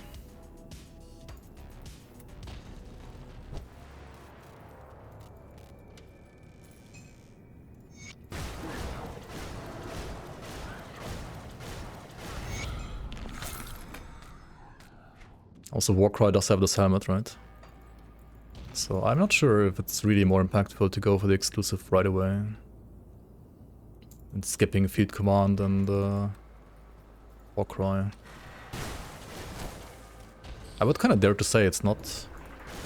It is debatable though, like, I think it's close. It's definitely very close.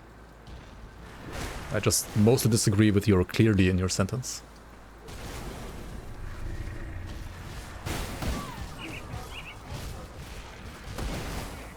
Like, without this helmet, obviously you don't play Warcry.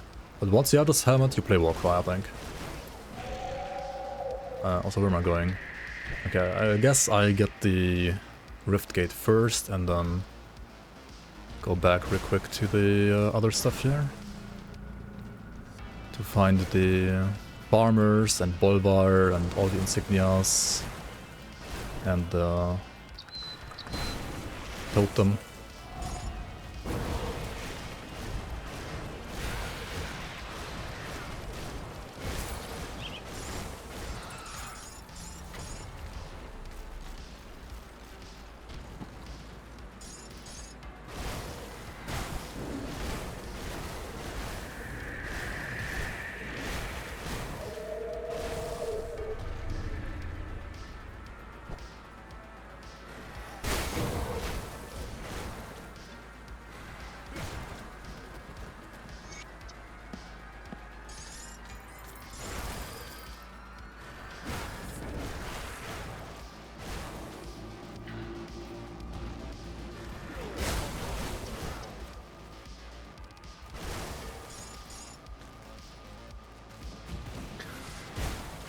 The poor Terran boss. Yep.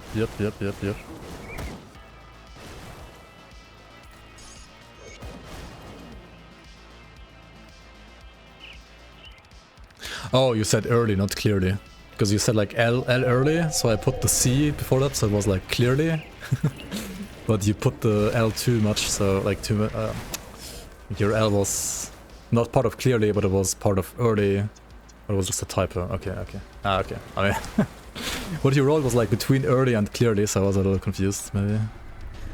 Okay, where the hell is this totem? What the fuck? Okay, we'll get to it later.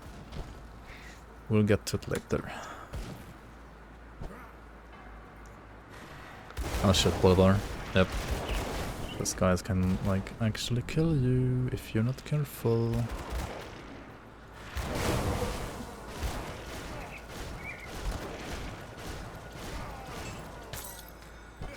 This guy is basically almost like the sole reason why you need, like, good Chaos Rush going here. Or, like, non-zero Chaos Rush at least.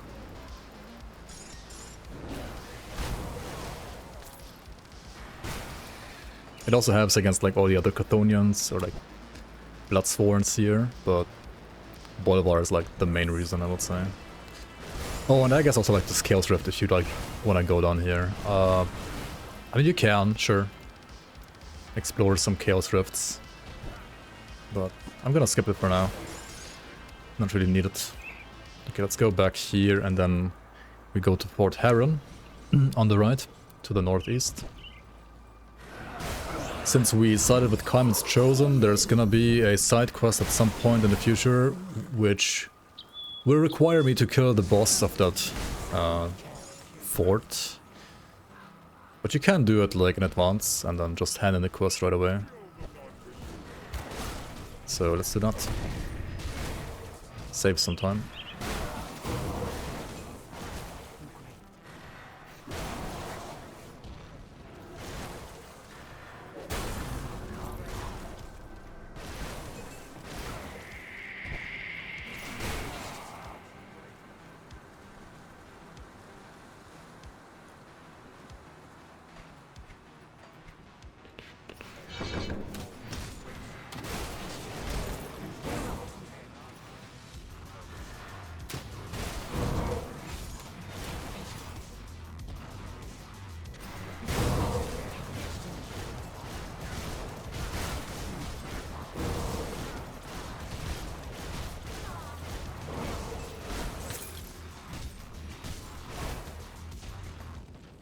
Alright, easy enough.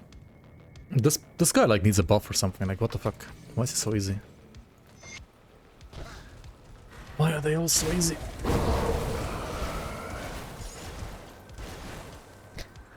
What do you guys think about like buffing some bosses in Season 8, by the way? Do like and give some bosses maybe some new skills and stuff like that. Just mark veteran. Okay.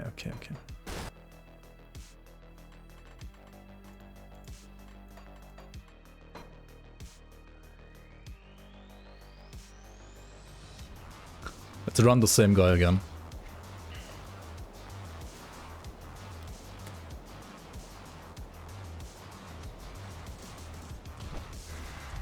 And it's probably not gonna matter much though, yeah, that's true. We are a veteran gamer.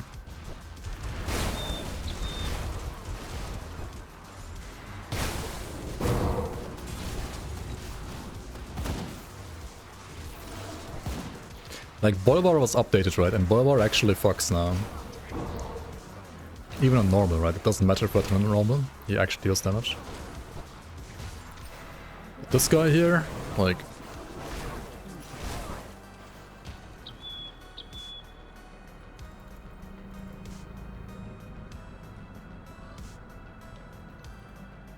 Yo, Arcto, welcome. New game. Yeah, I've never played this game before, what do you mean? Totally new to me. Totally. Okay, this guy on veteran. Like, he dies a little slower, sure.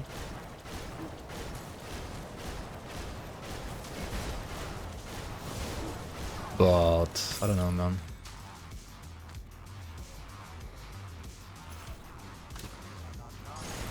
Did it make a huge difference?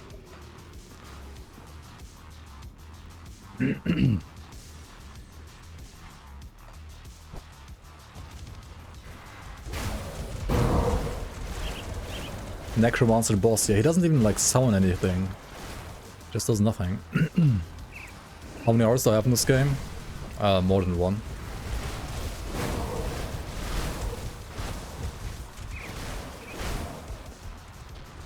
Yeah, they do also have more damage, but like the skills that they're using are just like, I think, I don't know, they're like adding a little bit of like percent damage on top of whatever they're using is just not doing much because, you know, like more times 0 is still kind of 0. These guys on the other hand though, these fucking harbingers, they are scary even sometimes on normal.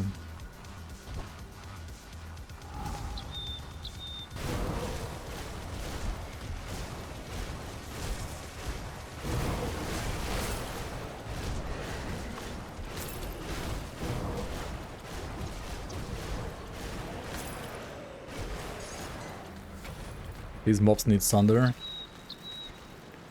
I don't think like anything that's not a boss needs Sunder, personally. I think Sunder should be like for bosses only. At least that's my opinion, but... I mean, yeah, you could also add Sunder to something else. Alo Phrenix.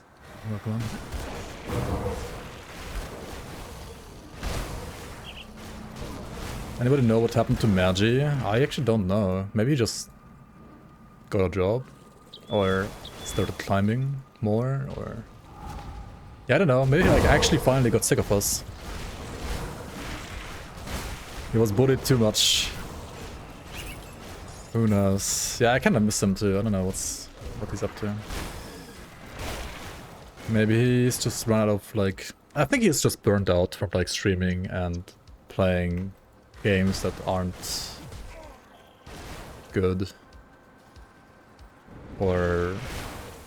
like he's also burnt out from like Grim Dawn, because there's no season, there's no expansion. So it's wise to take a time off now, so that whenever the expansion or the season drops, he will no longer be burnt out. So I'm pretty sure he will be back at some point. Like when the expansion drops, or like when the next season drops at least. He'll be back, I'm pretty sure. But streaming is like more taxing than one might realize. Even if you like streaming without a camera like he is, it still takes effort, you know? Like reading all the bullshit that like people write in chat, especially like in his chat. Right, like his chat is a little bit more wild sometimes after all. He'll be back.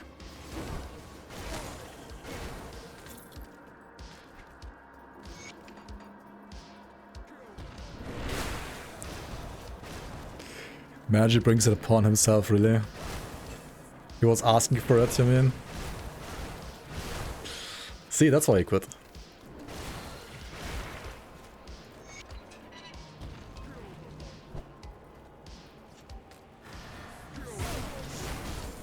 Well, sometimes, yeah.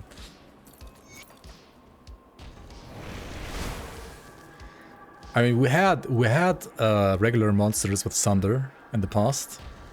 The very first like playtest patch that introduced Sunder had Sunder on non-bosses.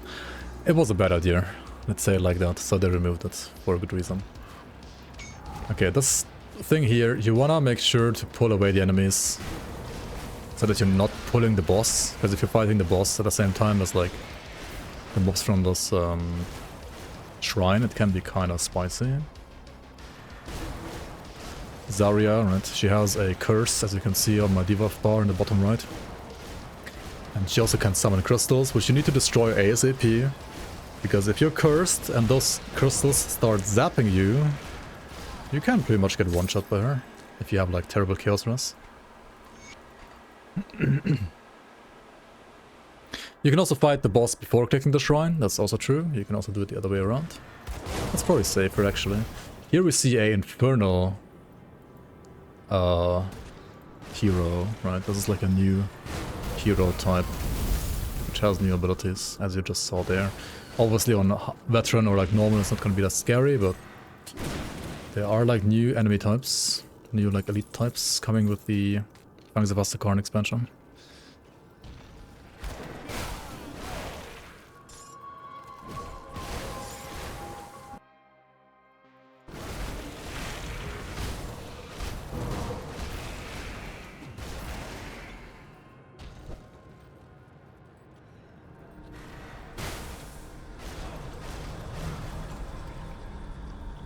Legends has it.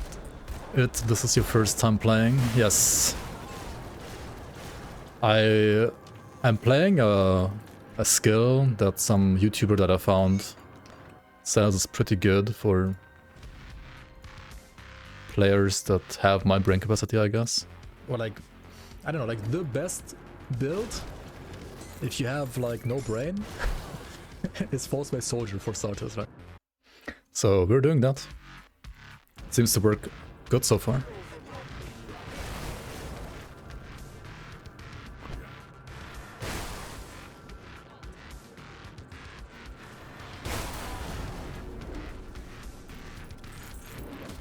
Max would also confirm. True. Max would also confirm. Indeed, indeed. Chaos Forcewave when? Well, if you're playing in the league, right, you can just play it right now.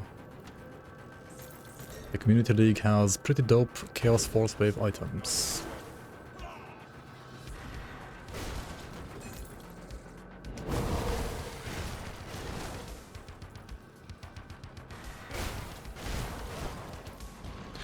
Was there a regular major update to Fangs of Astakarn recently to test, or is it still the same version of the game?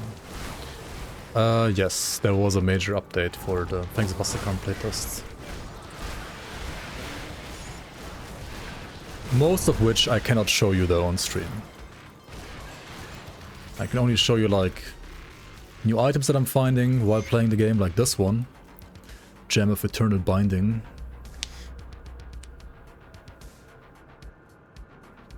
Wait, what? F? Oh shit. Oh shit. F5? Back. Oh no, what happened to the stream?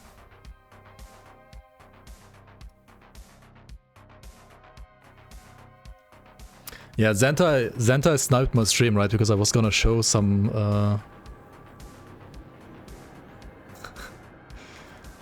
Wait, what's this? Stream at low kill stress. Returning home to the cage, yeah.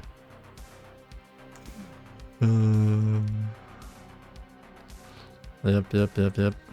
Wait, Max is streaming right now? What? Actually streaming. Interesting.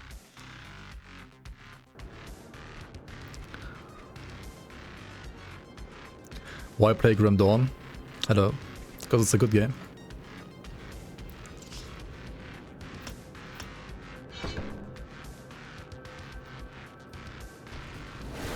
And yeah, also like new UI update.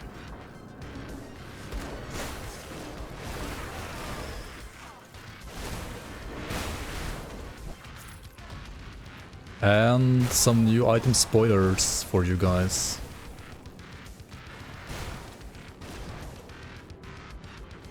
Like this one.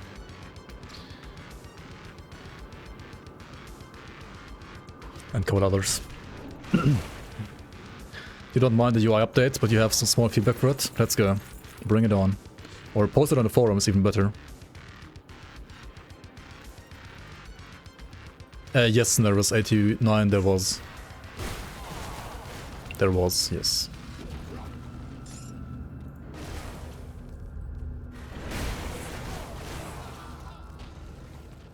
Yes.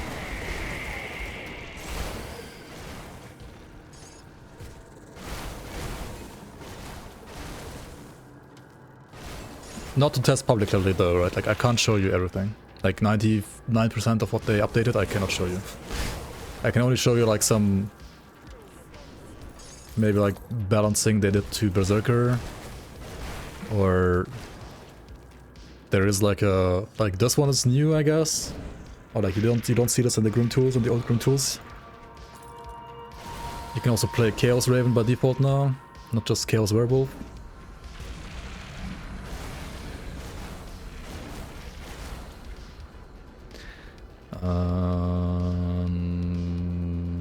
Yeah, I mean, this skill is better than before, this skill is better than before, I think. What else? And then some items here and there, right? Like this one, I had some others in my stash, or like this one is new as well. Devourer Ring.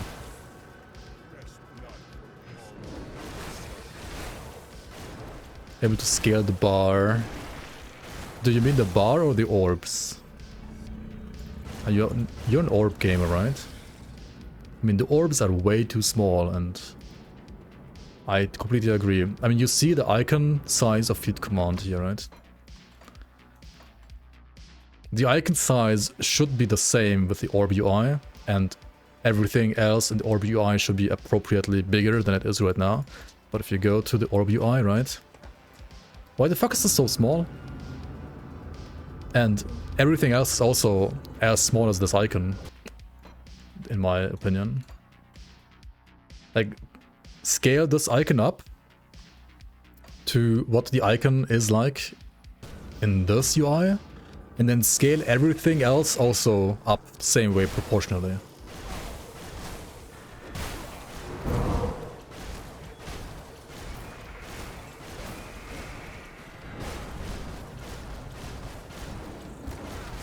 Like, that's what Crate should be doing, not you, right?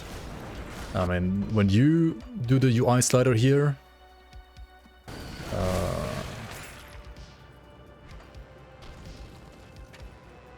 you know what I mean, right? Like, just make it bigger, Crate. Just make it bigger. It's too small. We need bigger balls. Crate's balls are too small.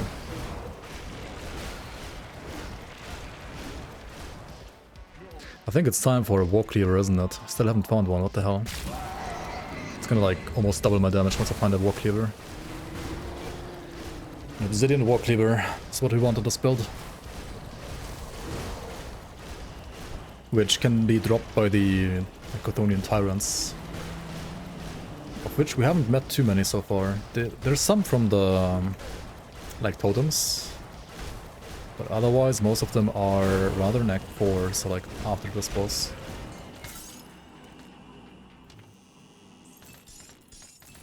Alright. Anyway, so we killed Karos. Amulet of Fiery Scorn. This is also new, isn't it? Interesting blue items. I mean, most of the blue items are kind of like just filler items in a way, right?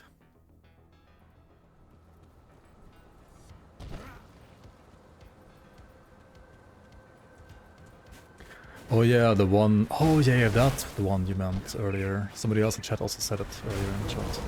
Also, do you see these new... this new snow, these new trees?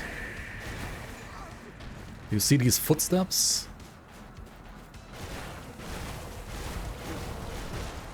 This is like a preview of what's to come, I guess, in a way. More blues rather than sleeping. And there's also more purples, but yeah, blues are kinda boring. I have to agree.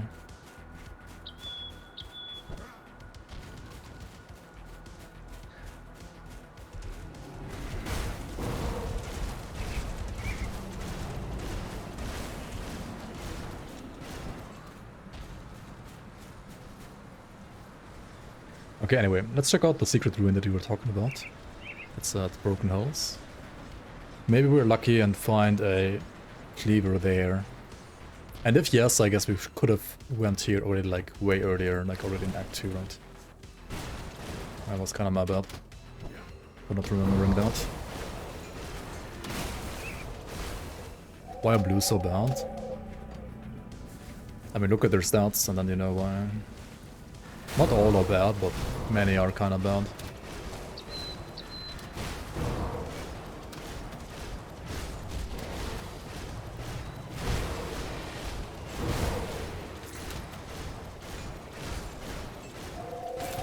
The thing is, they might be better than like the green items that somebody who has no idea about the game would be, right? So, or I think like new players, some of the blues might appear kinda decent.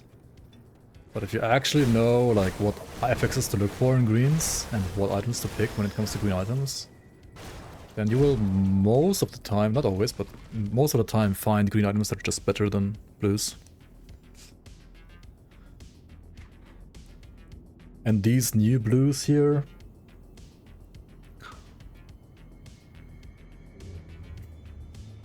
I mean, it's okay, but look at my green, right? Monster frequents are just way too good. And even like standard green items, like Zealot's gauntlets are nice, sure.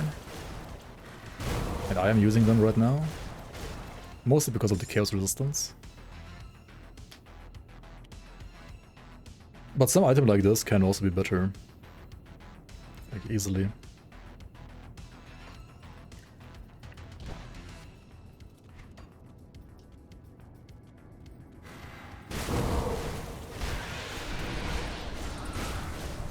Wait, are there even any tyrants here? I think there's only void leeches here.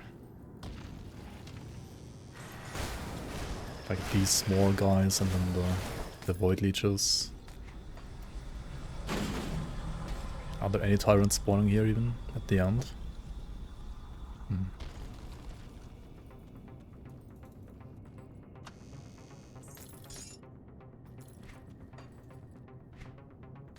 Dominator's gauntlets.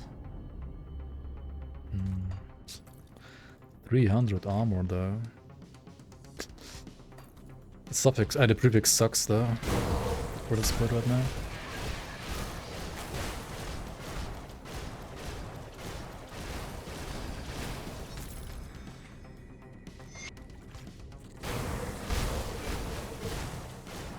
There are blues with plus Forcewave. Celestial Totem, do you even dare click on this? This is kinda not what you wanna do.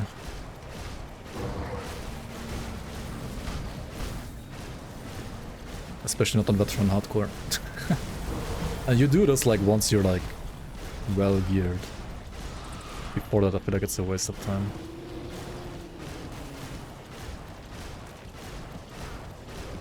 But I guess it's still fine.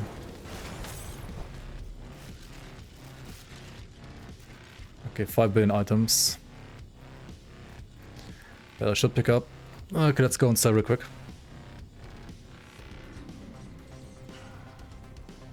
I'll give you a good price on what I've got left. So I don't actually need Mugaras. I do want to use this one though. What about the Blood's 4 investments? They need too much spirit. Root of Vicious Barbs. Has Chaos Res. I would lose Aether Res though. I mean, I want to get some Aether resistance as well soon. Like for Act 4, I kind of need a little bit of both Chaos and Aether Res, we speak not just at Chaos. last. Cinder Rain Mantle has 17 Chaos Res. That's pretty good, not gonna lie. Aggressive of Psyche, nah. Wild Callers, no thank you. Lots of stats on this one, but not the right stats. Warding of Pack Mentality. Pack Mentality is a new pet suffix. Coming with Fangs of Astakarn as well. I think I just used this chest, right? Flesh Warped Plate Mail has, I think, always Chaos Resistance as an implicit. Has some soldier related stuff. It's not too bad. We use that as our chest armor, I believe, going forward. So this and that, this and that, and that and this.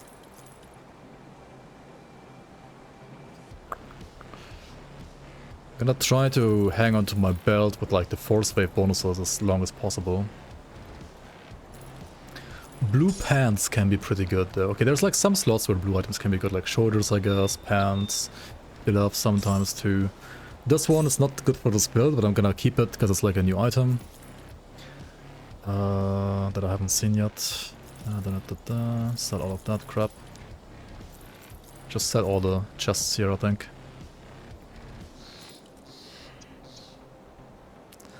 10% casting speed, but no resistances, unlucky. Another new item.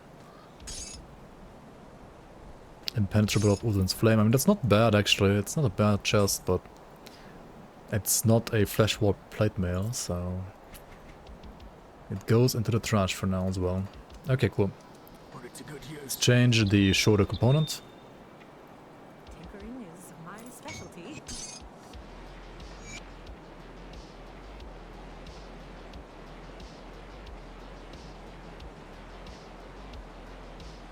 Is this game worth buying? This game is very new and very much worth buying, yes, yes.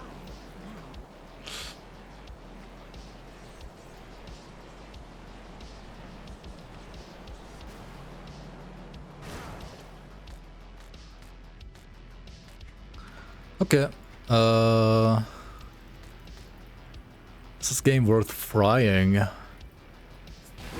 There's unfortunately no physical copy of Grim Dawn that you can buy, right? You can't get a physical copy of this. So you can't even deep fry it. Unlucky, man. New UI looks cool. Yep. Looks pretty nice. Ooh, this guy has a cleaver, right? You know why? So this guy doesn't have a cleaver, because he has a cleaver-like weapon, but it's grey, right?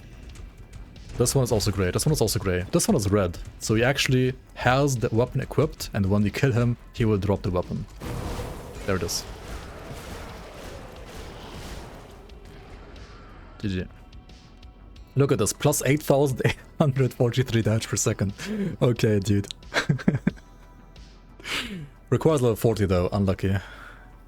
Also, alacrity is a bad suffix. You want celerity, right? You want casting speed, not attack speed. So this already looks insane, but you can do so much better.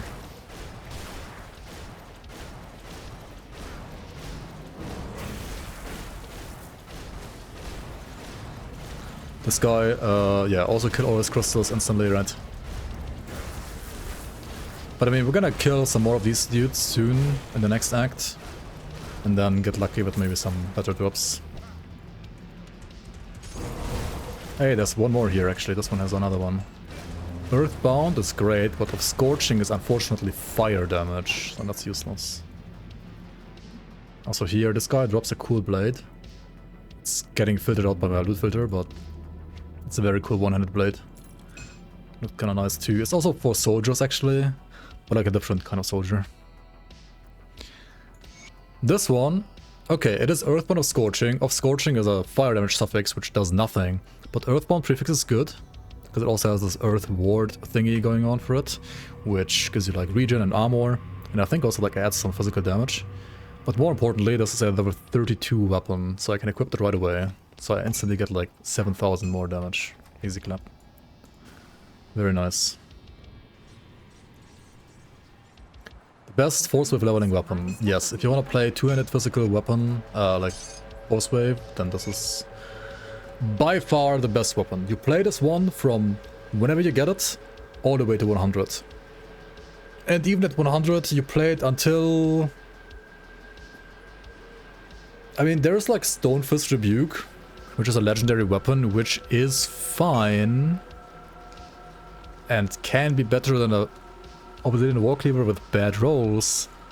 But an Obsidian Warcleaver with like perfect rolls is still gonna be the best Forcewave weapon in the game. It's still gonna be better than Stonefist Rebuke. At 100 you probably switch out of Forcewave. Depends, yeah. Depends. If you don't want to play Forcewave, then yeah. Also Forcewave by default I guess is not the best endgame skill, that's true. It's still fine, but there are better endgame skills than Forcewave, yeah. Alright, cool, let's hand in these quests and then we're done for the day, I think. Yo, Atari Workman, do I know when the DLC is coming? I do not know, I can only guesstimate, and my current guesstimate would be maybe in May. Maybe in June, something like that. We don't have a date yet. The last thing they said is they said the first half of 2026. I don't think it's gonna be earlier than May, so there's only May and June left.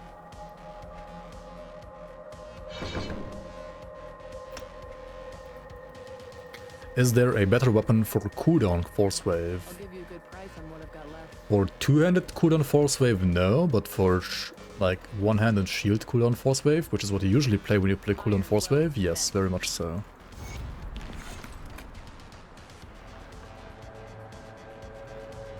Alright, we got enough devotion points to put us in Forcewave.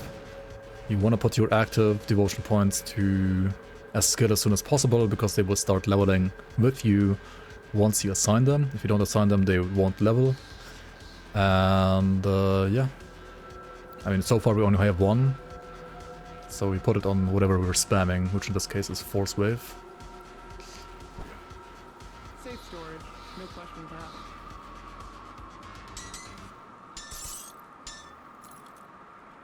Oh hey, we got 35, didn't we? So 35 means we can actually... Okay, let me get rid of this ring. I have enough Chaos Rust now, I think.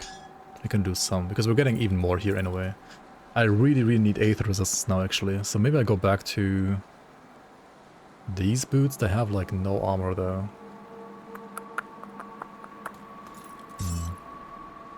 What about this ring? No. This ring? No. Wait, it does sell my Goddess Ring on accident. Goddess Ring has, like, Aether Resistance, doesn't it? Oops.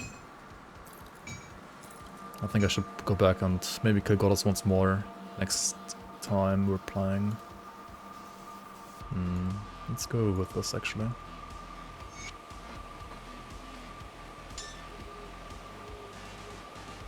Hold on to that for you. Come see what's left of my wares. 0 Aether Rest against Lucius should be fine, yeah. That's gonna need some work here for sure. Hang on, where can I buy the blueprint for the runestone component? That's a sanctified bone. See you around. Is it from the... Oh, hang on a second. We need to do the side quests from the faction I chose. From Kaiman's chosen, Safe right? storage. No questions asked. So we gotta get like 3 Custodian Seals of Binding. That's all I have. Almost. Right, can I? Oh yeah, there we go. Hold on. Take all the seals. It's rovers. Oh, it might be rovers actually. Also talk to Minova.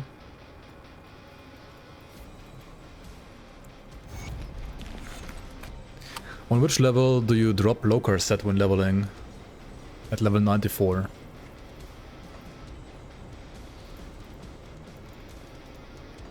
Come see what's left of my wares. Oh yeah, it is rovers. Okay, so I guess we run like an Undercity very quick. No, not Undercity.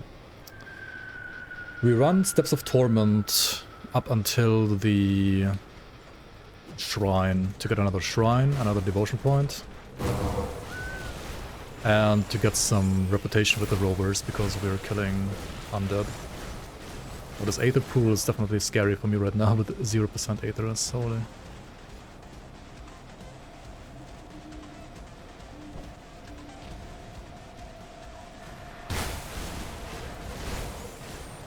Any loot filter updates? So far, not really. We only got a tick box for ascendant items, that's it. Sad.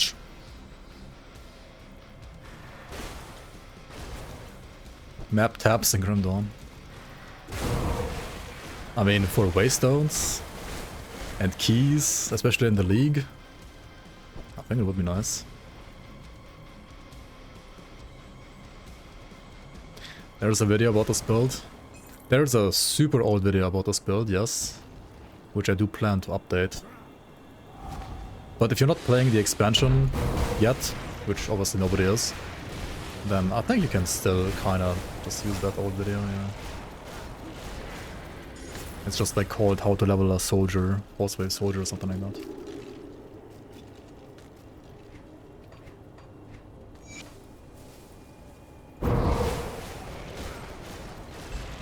Okay, Cleaver has damage.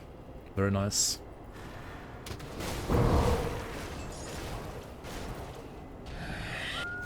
Okay, let's run this dungeon here. To get some reputation. How do I change the UI? The UI is currently only on the beta branch, like the playtester 1.3. It's not on the main branch yet. It is still in beta basically. Ooh, dynamite chest, let's go.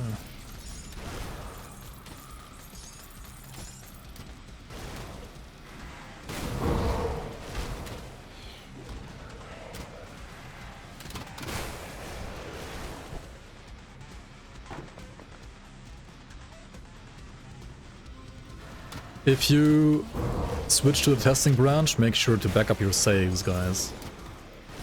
Because beta branches are always a little unstable and you might lose your character or items or something. So make sure to back up your saves before going to the playtesting branch. How do you switch to the beta branch?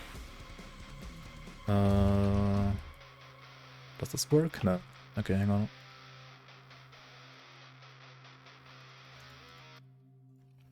Here you go.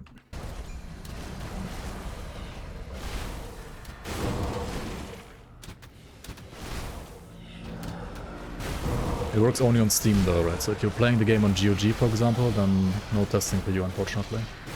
It only works on Steam.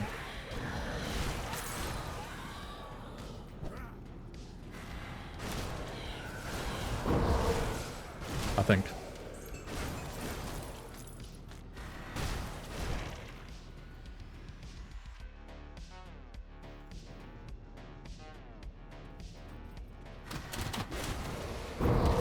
On Linux, on Steam, nice. Sounds good. Dude, there are so many people like playing Grand Dawn on Linux. I'm always like positively surprised. It's very nice. Even like people playing the Community League on Linux. Very nice, very nice.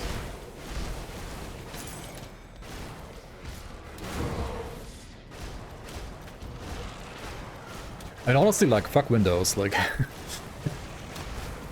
if not for, like, some specific features, or, like, me being lazy, I guess, I would also, I guess, just run it on Linux.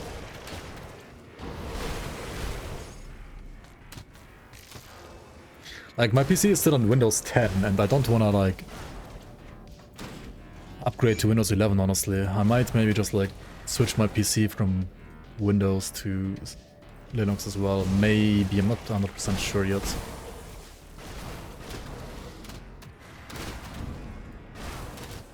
With Cloud Code? Oh yeah, yeah. I heard about that too. Seems to run pretty good. Most people. Pretty well. Like good enough at least. Can't be as with Linux. Understandable. Holy shit, the Infernal Watcher. Also, I think I need to actually take care of my energy now. I need like some component for energy.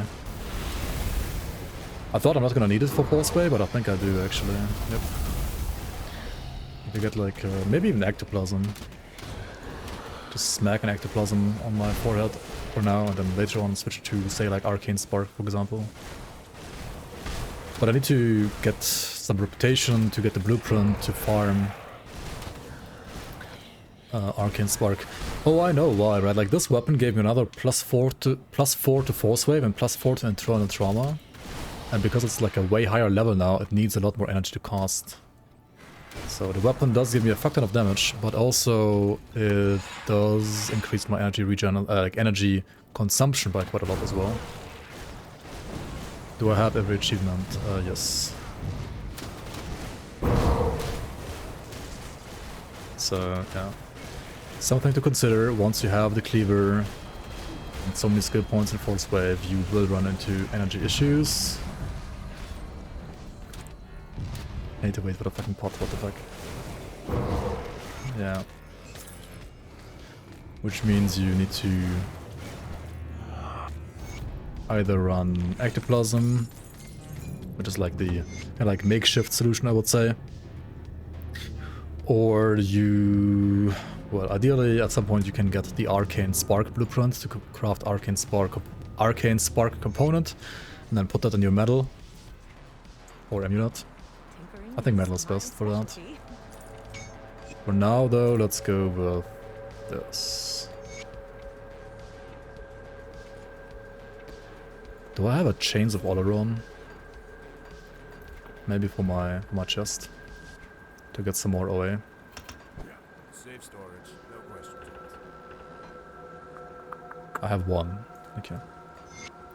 Chains is a pretty nice component, giving you like tons of OA, trap res, movement speed. I guess I don't need the movement speed, but the OA is very nice. Alternatively, you can also play Ancient Armor Plating for more physique, armor, higher armor absorption. That's also not too bad, but yeah. Soldier kind of gets like free armor absorption and Scars of Battle anyway.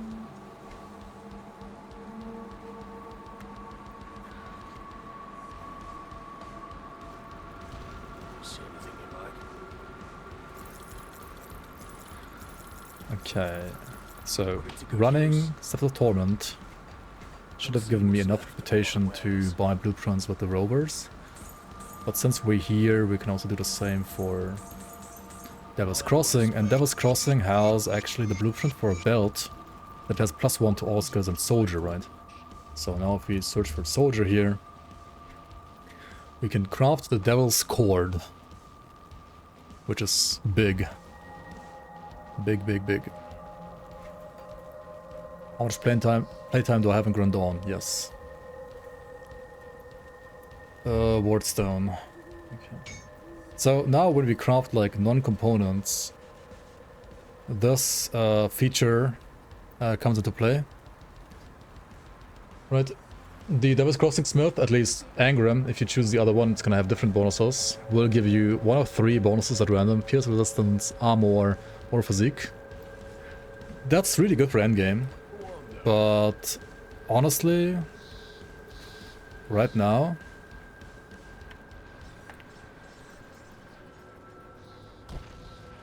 I'm gonna prefer the Smith in Homestead, the one from the Black Legion, because this one can give you Aether Res, Chaos Res, or HP, and especially the 2 resistances are really nice for me right now. So let's see what we got here. So we are insanely lucky, the luckiest man alive, and we got an incorruptible prefix, which is absolutely nuts. It has Aether Res, Chaos Res, and Poison Res all in one affix. The Smith bonus rolled health, so we didn't even get resistances there, but Incorruptible is just out of this world insane, so yeah, I guess we were picking that one. Kind of like a, I mean, yeah, streamer client, I guess. What do I think about Torchlight Infinite? I actually played it off stream, like for a day or two, and then uninstalled it again. It's not my game. But I can see it being fun for people that like mindless zooming. But it's not for me. Like if you only care about blasting and literally nothing else in an RPG, then you were gonna like Torchlight Infinite. But for me, blasting is like, out of all the things that make an RPG fun for me, it's like actually very far down on the list. So it's not for me. I'll give you a good price on what I've got left. See you around. Like, I do like speedrunning or like speed leveling every now and then, sure. I mean, I did like speedruns for Grim Dawn too. But, I don't know, it's not... But that's more like because I like speedruns in general. Like, I also like speedruns in like Elden Ring, or... I think I would like to do a Minecraft speedrun more than playing Torchlight Infinite, you know? Like, not even kidding. That's how I feel about Torchlight Infinite. It's not my game.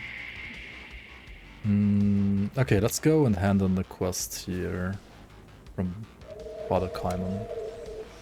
So, when you're sided with Father Kaiman, you want to do three things, right? You want to kill Bolvar, the Bloodbinder. We did that.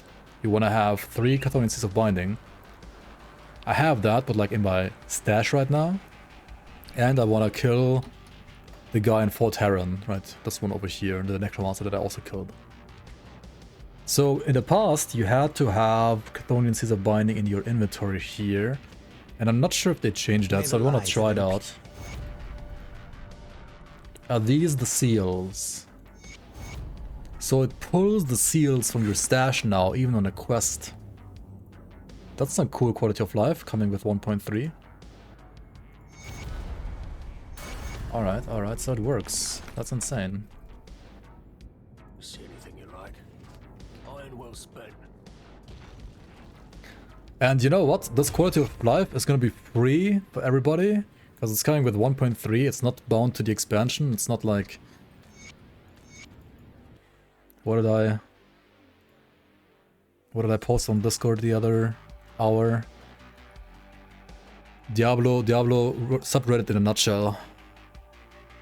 I would have paid more, to be honest. This is about like the Diablo 2 Reign of the Warlock DLC, right? I would have paid more, to be honest. I'm still stunned that they actually created a loot filter and made stackable runes and gems. What?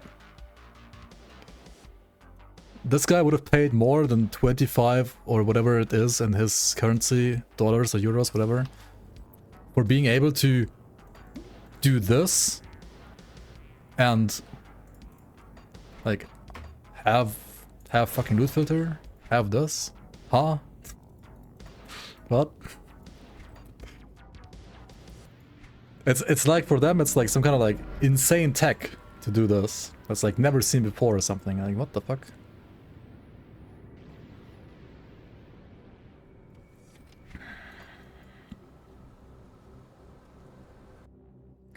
Like, that's just insane to me. Have I played Last Epoch? I have over 1,000 hours in Last Epoch actually. I think Last Epoch is still my second most played ARPG. And yes, there's like a lot of very concerning stuff going on with them in the last couple of years, or like months at least. With Crafton and also other stuff. So I'm not like as optimistic about LE as I was in the past. But I would still say like LE, the game itself as it is right now, compared to many other ARPGs that are out there, it's still solid. Like, it's still okay, and you can still definitely buy it and like have a lot of fun with it for quite some time. What troubles you? But I sense turmoil within yeah, you. it's just not something I am super... Like, it's not a game I'm like very like hopeful about for the future. But we'll see. I'm definitely gonna play next season. I'm gonna play season 4 no matter what they do. If it's terrible, I'll play it for like 1 or 2 days, tell you guys it's terrible, and then move on. If it's not, I'll play it a little bit longer, we'll see. But yeah, I still have some hope. Some hope left at least. Not as much as I had in the past, but some are still there. Alright, I think this is a good stopping point, unless I want to recover the Lost Cannons and the Conflagration. I mean, it is technically part of Act 3. But I have 0 Aetherus.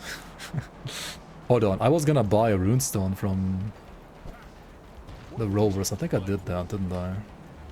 Yeah, okay, so we can craft a runestone now. Runestone is arguably the best component you can put on your helmet. And I think what I'll do here is I will put a ectoplasm in my ring instead. For now, because I don't need the vitality resistance that badly. And put the runestone in my helmet instead, because it gives me aether resistance, elemental, and poisonous. It's just too good not to use it. So let's do that. Change this here. Put this there. Change the ring here. Put this there. There we go. This looks a little bit healthier at least. Way too much elemental resistances, but like, what can you do? What you can do is, once you have bought Aether Soul, which I believe was from these guys. Aether Soul, yeah. So I already have it. Once you buy this one from Devil's Crossing, you can craft an Aether Soul, right? And this one needs 3 Wrath Stones. I only have 2. Yikes, okay.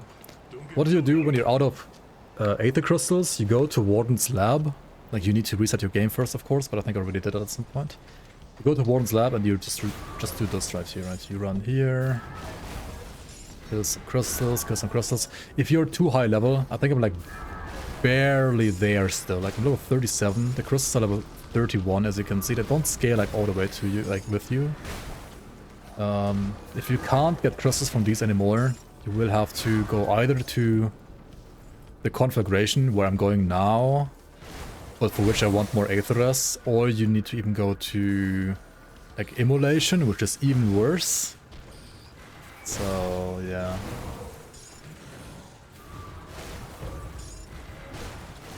We could also run some salt, yeah, that's true as well. True. Okay. Now we got some crystals.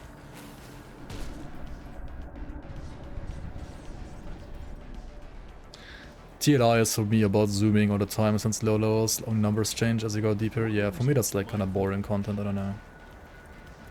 Like the combat is just boring doing just that for me personally. Wait, I crafted too many, what the fuck am I doing? Anyway, you can put this one in Amulet, I believe, or Metal. I think I'm gonna change it on my Amulet, because if I change it on my Metal, I would have to like reapply the augment again, so let's not do that. Let's put it in Amulet instead. I will lose some bleeding resistance here, but honestly, bleeding is only a dot.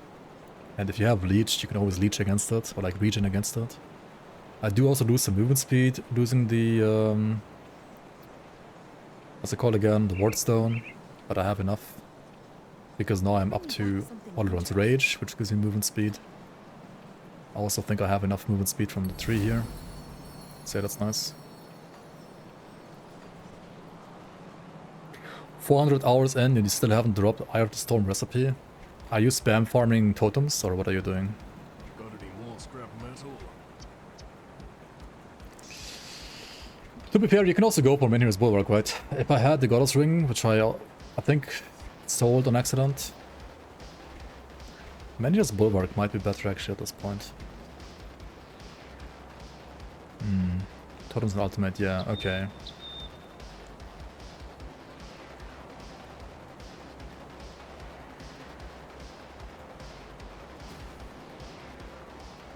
I just keep doing what you're doing, I guess, then. Good luck.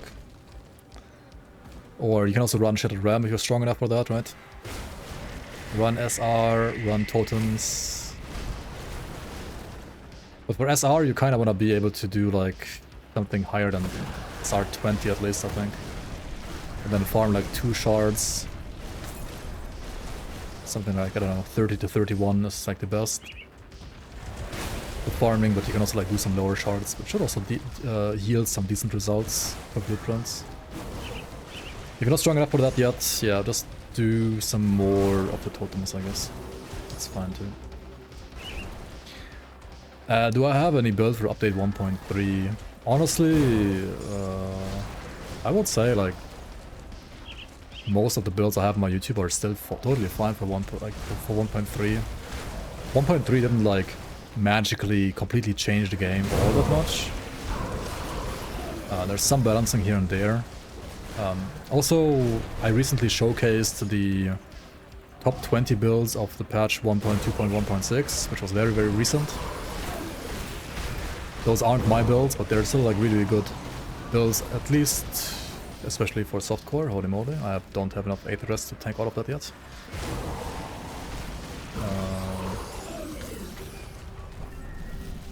I did not have the time to make a like proper endgame build myself for 1.3 yet. No. An onion, yeah. Top 20 builds an onion, an opinion.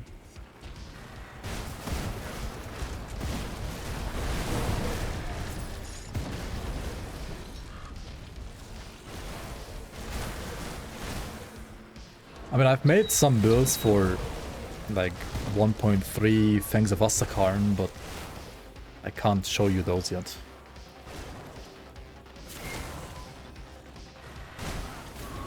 Jesus, can I like just kill the fucking thing, please? Thank you.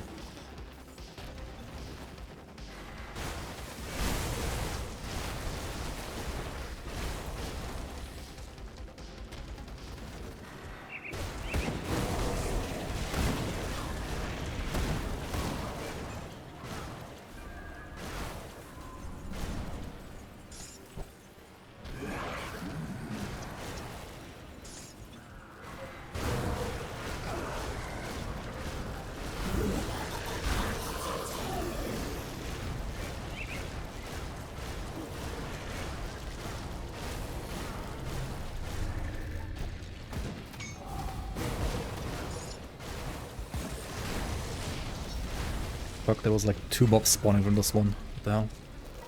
Some of these shrines are like ridiculously easy.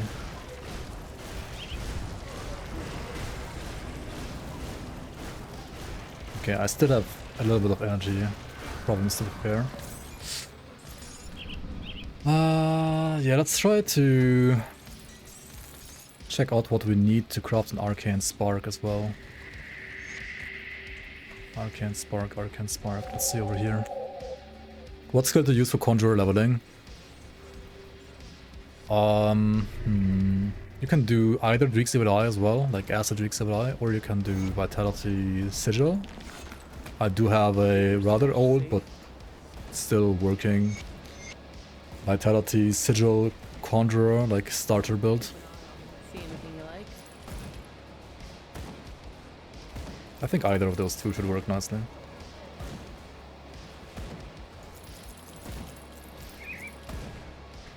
Put it to good use.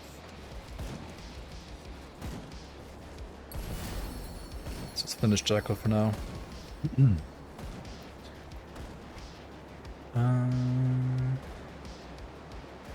Oh yeah, I was gonna check Arcane Spark, what I need for that. Okay, it is a Black Legion one. I need more reputation, so we can't play that one yet. Oh well, okay, it is what it is. This is a... Maybe I could like play double Ectoplasm for now. Shouldn't be that bad. We drop to like 64 Vitality Resistance.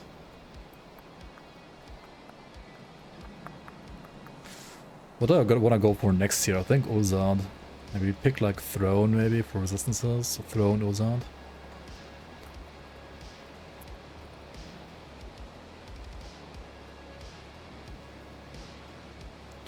Could also do Owl.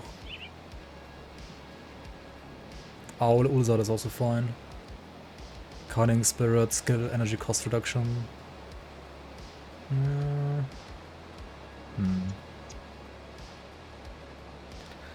Well, Ectoplasm energy is unlimited. Well, I had fights where I ran out of energy while spamming the potion all the time, so I wouldn't say it's unlimited really.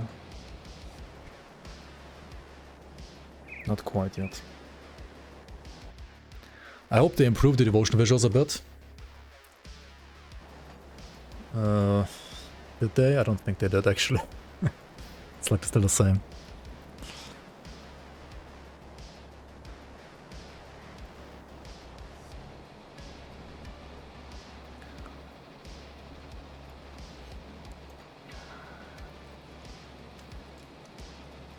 Alright, I mean this is gonna be it for this Act 1, 2, 3 Forcewave soldier leveling, I guess.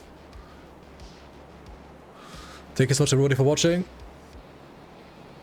There's gonna be, of course, more of this character and then also more variants of soldier leveling coming up, like Blade Arc and Blitz. Probably next. At least Blade Arc. Maybe also Blitz. The Blitz guide I made isn't that old, so maybe I don't do Blitz. Let's see. So yeah, thank you so much guys for watching. If you want, you can go on to my Discord. Link is down below. And of course, if you are on Twitch and want to check out some more content, you can also go and hop on my YouTube.